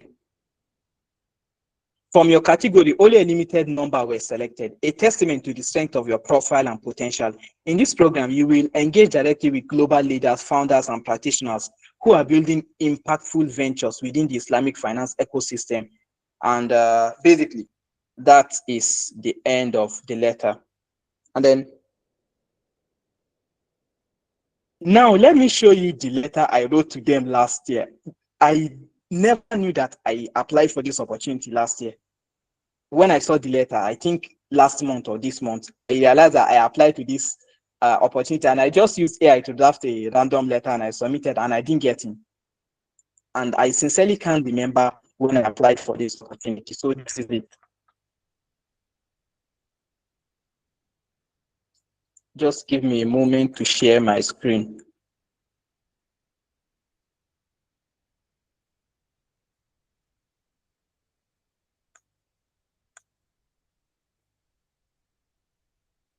Can you see my screen?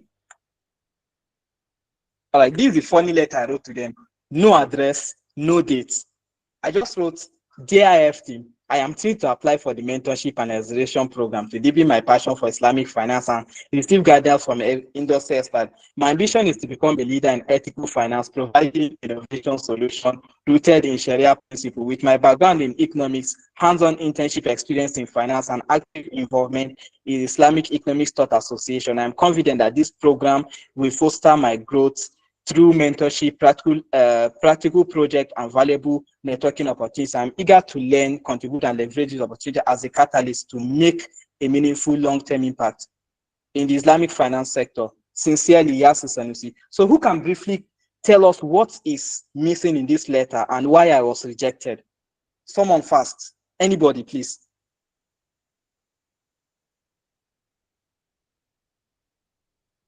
Please, do we have anyone? We are soon going to end the call. The letter does not have address. It does not Yeah. have sender's address and receiver's address, and it doesn't have a title as well. No signature. A lot of things. No paragraph safe. It has one paragraph, which oh, I'm laughing, but well, this is the letter, and I didn't write it by myself. I used AI, and I did not show them what I have ever done, what I've achieved, and so on. So it does not have an address. It does not have my address. It does not have my contact address. It does not have a date. So this is the letter I wrote. I have shown you the one I wrote this year, and I got in, right? Plus the CV that I used. So now let's go to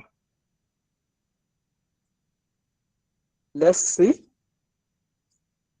I mentioned the fact I pioneered an association in Ahmadu Bello University. So I'm going to show you the letter I sent to them and their response to that letter.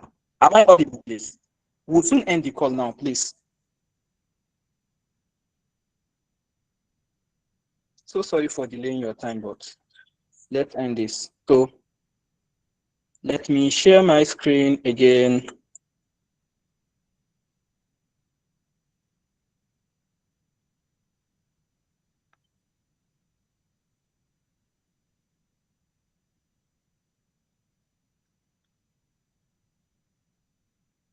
So this is the letter that we started talking about when we started this presentation.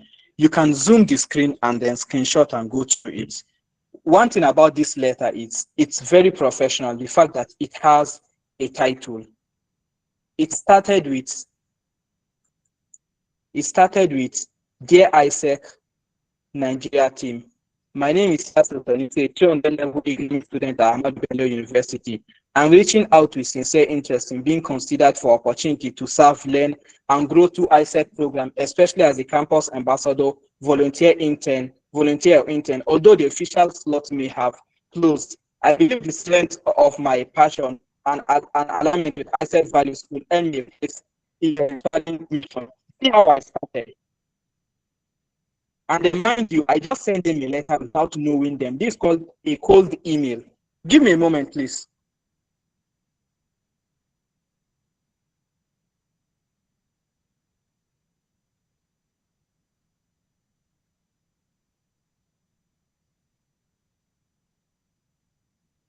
So I've never known this association in my life, but I sent them a letter to look for opportunity. And this was their response. And let me continue reading the letter. Can you confirm if you can hear me, please?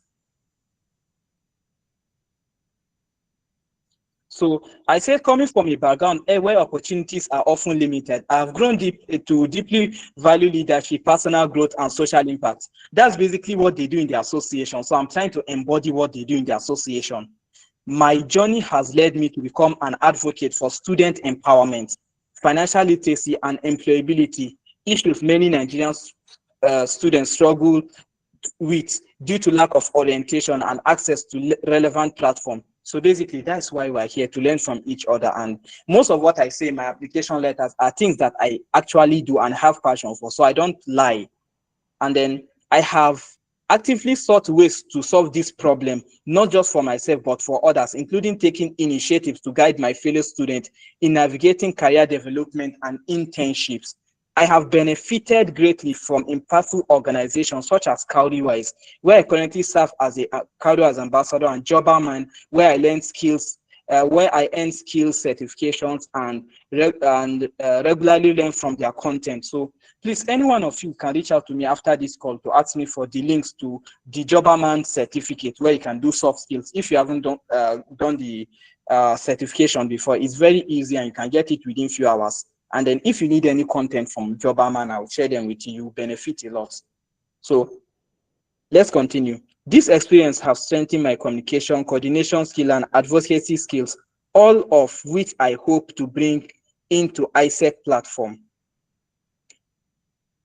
So this letter along like this.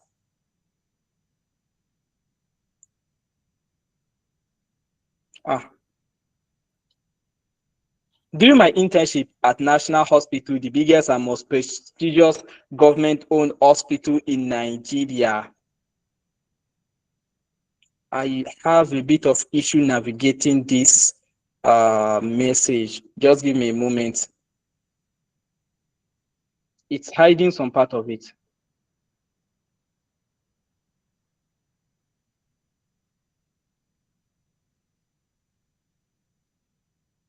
All right, I have an idea.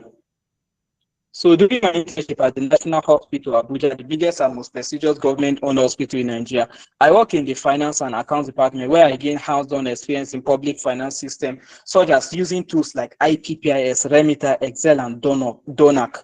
More than just technical exposure, I've given my appreciation for systems that serve people, especially when supported by purpose-driven leadership. ISEC mission to develop socially responsible filmmakers and promote intellectual understanding resonates with my dream. I'm confident that my experience, value, and humility to them can contribute meaningfully to your project, especially in areas of outreach, awareness, campaign, and student mobilization. I believe being part of ISEC will take me further into a better leader, change agent, and contributor to national and global progress. I am ready to offer my energy, time, creativity, and vision for as long as I am needed. I hope you consider this letter as a request and not just an opportunity, but for a responsibility to represent ISEC and further your impact in AB Zaria and beyond. Thank you for your time and consideration. Then one regards, Yasir Sanusi, my phone number, and then I attached to my CV. Then my CV was not that good at this, but I attached it. Can you see? Can you see it, please? Just confirm you can see it. All right. Tell me if you're able to pitch yourself to organizations to know that you align with their values and show that you have something to offer and you know what they are, like basically you know their mission and visions. Do you think they are going to reject you? It's very hard that they'll reject you. So this is what I did. This is a cold email. I'm teaching you. You can start listening to organizations. Sincerely speaking, you don't know who's going to accept you. So each day you can start asking your parents for help. You can start asking your friends for help. You can start asking your lecturers for help. Anybody you can speak to. Don't be shy. Just reach out to different people. You don't know who's going to help you. And then this is the reply. I said Nigeria. They have replied, and this is the official email from ISEC Nigeria. Is the national body. So they say, dear Yasir, thank you for reaching out. Your passion for leadership, personal growth, and social impact truly aligns with what we do here at ISEC. And it's clear from your experience that you are already living the values we stand for. I'm excited to let you know that ISEC in Nigeria will be expanded to Ahmadu Bello University in our next phase of growth. Your enthusiasm, skills, and experience make you a perfect fit to be part of this journey right from the foundational stage. And this is where my dream came true. ISEC became part of Ahmadu Bello University Zaria. It is the largest youth-run organization that trains people in community impact and leadership skills through volunteering. And then they continued. We believe your background in advocacy, financial literacy, and employability will be invaluable as we introduce ISEC to Zaria. We will be counting on your support in mobilizing students, raising awareness about ISEC opportunities, and helping us build a strong impact-driven team or organization. In the coming months, the National Expansion Manager will share more details on our expansion plan, onboarding process, and how you can officially join the pioneer team in ISEC. This will be an exciting chapter, not just for ISEC in Nigeria, but also for you as one of the founding members in your university. Thank you once again for your initiative and for offering your time, creativity, and vision. We are looking forward to working with you to inspire and develop the next generation of leaders at ABU. So, in case of further clarification, you can reach out to the National Expansion Manager. Best regards. And then you can see their logo, ISEC in Nigeria. So this is how ISEC became an organization within the campus, because Yasir decided to pitch himself and propose it. And mind you, I served as the #1 leading figure in ISEC in Zaria, though I'm not the #1 leading figure again. I'm just a regular member, but I pioneered ISEC in Zaria, and I basically did that because I believe our youths, they need an opportunity to lead and learn, and ISEC is providing that platform. So I'm marketing for ISEC. I hope they are going to pay me for this. And then this is my reply after they sent it. You know, I taught you about replying to messages after they are sent immediately. So I responded to them so that they know I have received their message. Dear ISEC, thank you so much for your kind words and for considering me as part of ISEC journey to ABU Zaria. Reading your message was both exciting and deeply encouraging. I am truly inspired by the vision you've shared, and I'm eager to contribute my energy and time to make this expansion a success from the ground up. The opportunity to work along others in building something impactful for our campus is one I greatly value. While I look forward to hearing more from the expansion manager in the coming months, I would be glad to know if there are any stages or preparation I can begin right away to support your process and be ready with the rollout when the rollout begins. Thank you once again for this opportunity and for trusting me to be part of such meaningful initiative. I look forward to what we can achieve together. Best regard, Yasir Sanusi. And with this, I got the opportunity to interact with the previous SRC president, which is Ibrahim Naziru Kalla, and the current SRC president. And as the small boy that people will not really consider in my department, I became one of the most influential individuals in Ahmadu Bello University. Why? Because I prepared myself for opportunities, and you can also do better than me. And I started my journey late, but I hope this inspires you to do better than I do. Thank you so much. If you have any questions, please, you can ask. I think we are done with this session. So if you have any question, appreciation, challenge, feedback, I want to hear it from you. Thank you so much.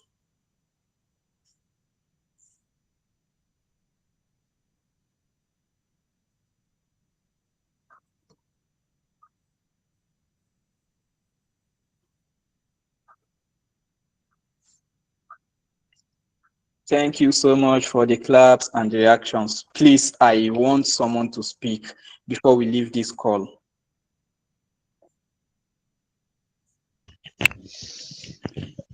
Um, Good evening, everyone. Thank you so much. Thank you, Mr. Yasir, for this wonderful presentation. I'm even short of word. I don't even know what to say. Like the kind of knowledge and exposure that you have given us this evening is just a whole package. I have to take my time, go back, and then dissect them one after the other, and start picking which one I'm going to be starting from, because this is just a whole lot. And honestly, this is something that a lot of people will pay for. Will pay. This is a kind of training that a lot of people will pay to get, but you are giving it to us for free, and we deeply appreciate it. And we are definitely going to put all this knowledge into practice in crafting our own CVs, cover letters, and also um, official email writing. Thank you sincerely. Let me give the floor for other members to make their own contribution and recommendation. All right, as other members speak, please don't be shy, just speak. You can share your challenges with me and we can see how we can work on these challenges. So I'll also be sharing some other cover letters I used to apply for other opportunity that I didn't get. Though these cover letters are nice, but I didn't get this opportunity. So I would screenshot it so that you guys can get more ideas on how to write good cover letters. So anyone can speak, please, as I open these cover letters.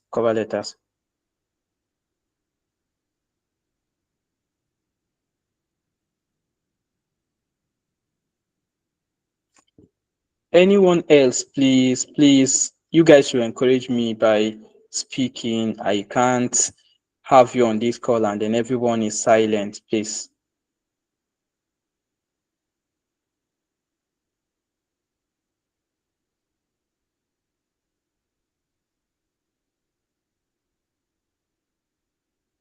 All right. This is another cover letter which I used to apply for a UNICEF internship.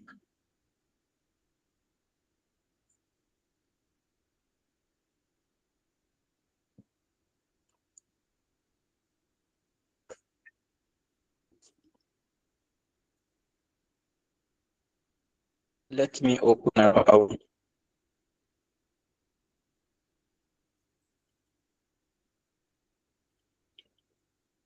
This is another cover letter I used to apply for if I had internship. It's a global internship. So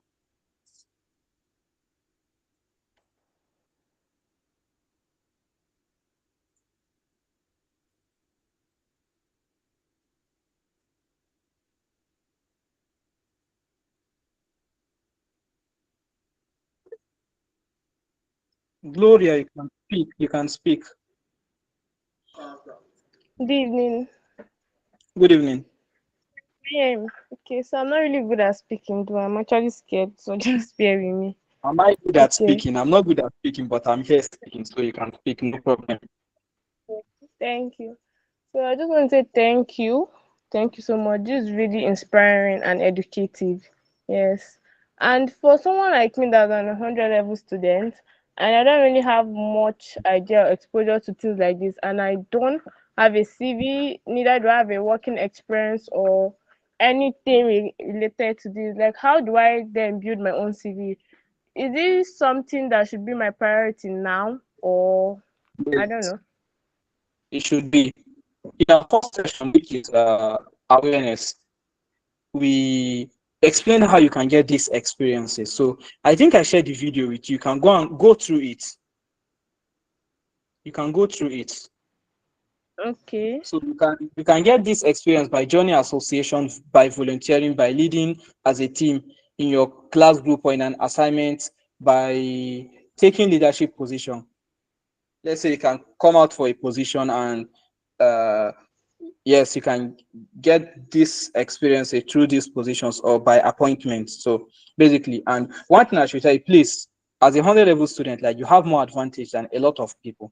Though I don't think it's too late to start building yourself. So uh make sure you give a lot of focus to your academics, most especially in your 100 level and 200 level. Your 100 level should not be for networking. It should not just be observing your environment and be learning things while you are studying. Make sure you have a very good CGPA because it's very important that you have a good grade. Someone who has a good grade plus exposure is better than someone that just have exposure without good grade.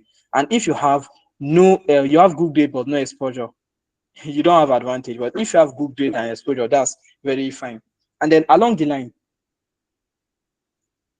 strategically build skills. You can start learning skills. You can start, let's say you want to learn how to play chess. Someone might laugh and say, this is nothing. But there are people who are making money through this. So you can start learning these skills. And then from there, you can volunteer to apply these skills. We've mentioned it. And then you gain experience and then you create your LinkedIn profile. You already have a LinkedIn, so you've started. So after this call, I want you to go inside the WhatsApp group and oppress all the people that missed this session. Tell them what they missed. I'm sure they missed something because I don't think in my life I've been in a session where people kind of explain these things to us and showed us their cover letter. I'm basically showing you things that I don't show to other people, and it has my phone number and a lot of other things. So some people say they cannot share because it looks confidential, but to me it's not, especially when it comes to contributing towards other people's growth. So go back to our first section and then spot and then go through it. You are going to figure things out. And as usual, if you need any guidance or advice, if I'm opportune to support you, I'm going to support you in any way I can. Is that clear? Yes, sir. Thank you, sir. I'm really grateful. So no matter how Oh, little my work experience is, I should try and create a CV, right? yes, of course. Have you ever helped your mom in a business, or have you ever run a business, or have you ever volunteered somewhere? That's a work experience, please. Okay. All Thank right. you. And then this cover letter that I'm showing on my screen, do you know that I applied for this and the people I applied to, they said that they'll not accept me because uh they only accept for a certain number of months, which is I think 3 months, and I couldn't stay for 3 months. But I've had a way to reach out to the CEO of this organization, and I convinced him. He saw how serious I was, and then he accepted me. But later on, I did go for this internship, and as you can see, it's called a volunteer internship application, meaning they are not paying me for it. And mind you, most of the internships I went for, I wasn't paid for it, but I went there. And at the end of the day, there was an internship that I went to, and then someone asked me, when are you graduating? I said this year, and he said, please, when you don't bring your CV. Basically, I have a job there, but sincerely speaking, I don't know what I'll do after my graduation. May God give me better opportunities so I can choose. And then believe me, you guys, something good is coming. Don't look at me and think maybe I've gone somewhere. I don't know what to do with my life. I'm still managing to. But thank God we are trying to do something. And then in another place, they say I can always come back to do internship with them. So you build relationship and these opportunities, you've basically known how to apply for opportunities. So can we have more questions, please?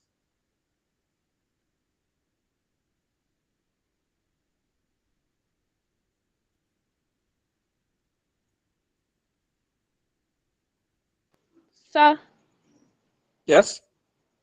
so there was a part whereby you said if we want materials and recordings, we should reach out to you. I didn't really get what you said. Like, should we go to your DM or Yes, go to my DM and prove that you were on this call, and then you can now ask me for what you want. Is it the recording you want or whatsoever? And for those who are inside this call, basically what I'm going to tell you is to access the material on that we used for this presentation, you should follow the YouTube link that I'm going to share with you. And then in my video, look for the video description. There is a section in YouTube that shows video description, what the video is all about. Towards the end, there is a place where I put presentation slides or document. Just click there to take you to my Telegram channel, and that's where you are going to access whatever we have been presenting here. So basically, whoever is not in this call is not going to get access to this information. So thank you so much.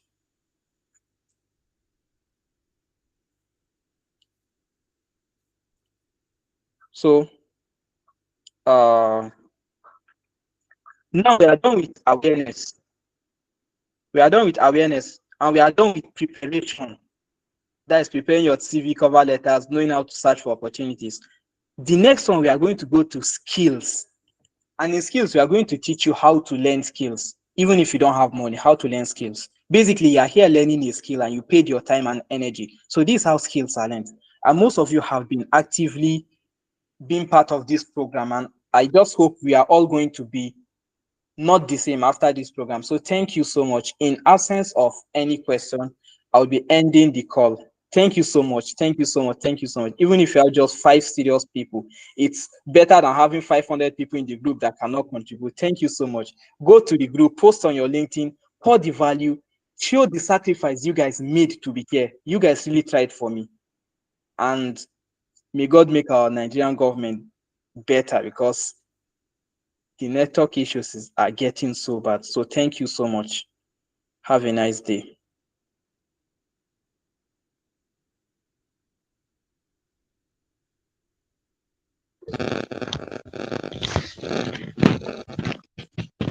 So Thank you so much, sir, for your time. You are welcome. So the person who is asking to link for the YouTube video, I have recorded it, but I'll still use my data to upload it to YouTube first before I share the link with you. So just enter my DM with evidence that you joined this call, and with all the screenshots you've been taking, and I am going to share the link with you once I get. And as I said, the reason why I will not be sharing the link in the group is because if the people in the group know that we are sharing link for them missing a session, they'll not be attending the session. So it's just to make them serious, though they are not really serious. Thank you so much. Have a nice day.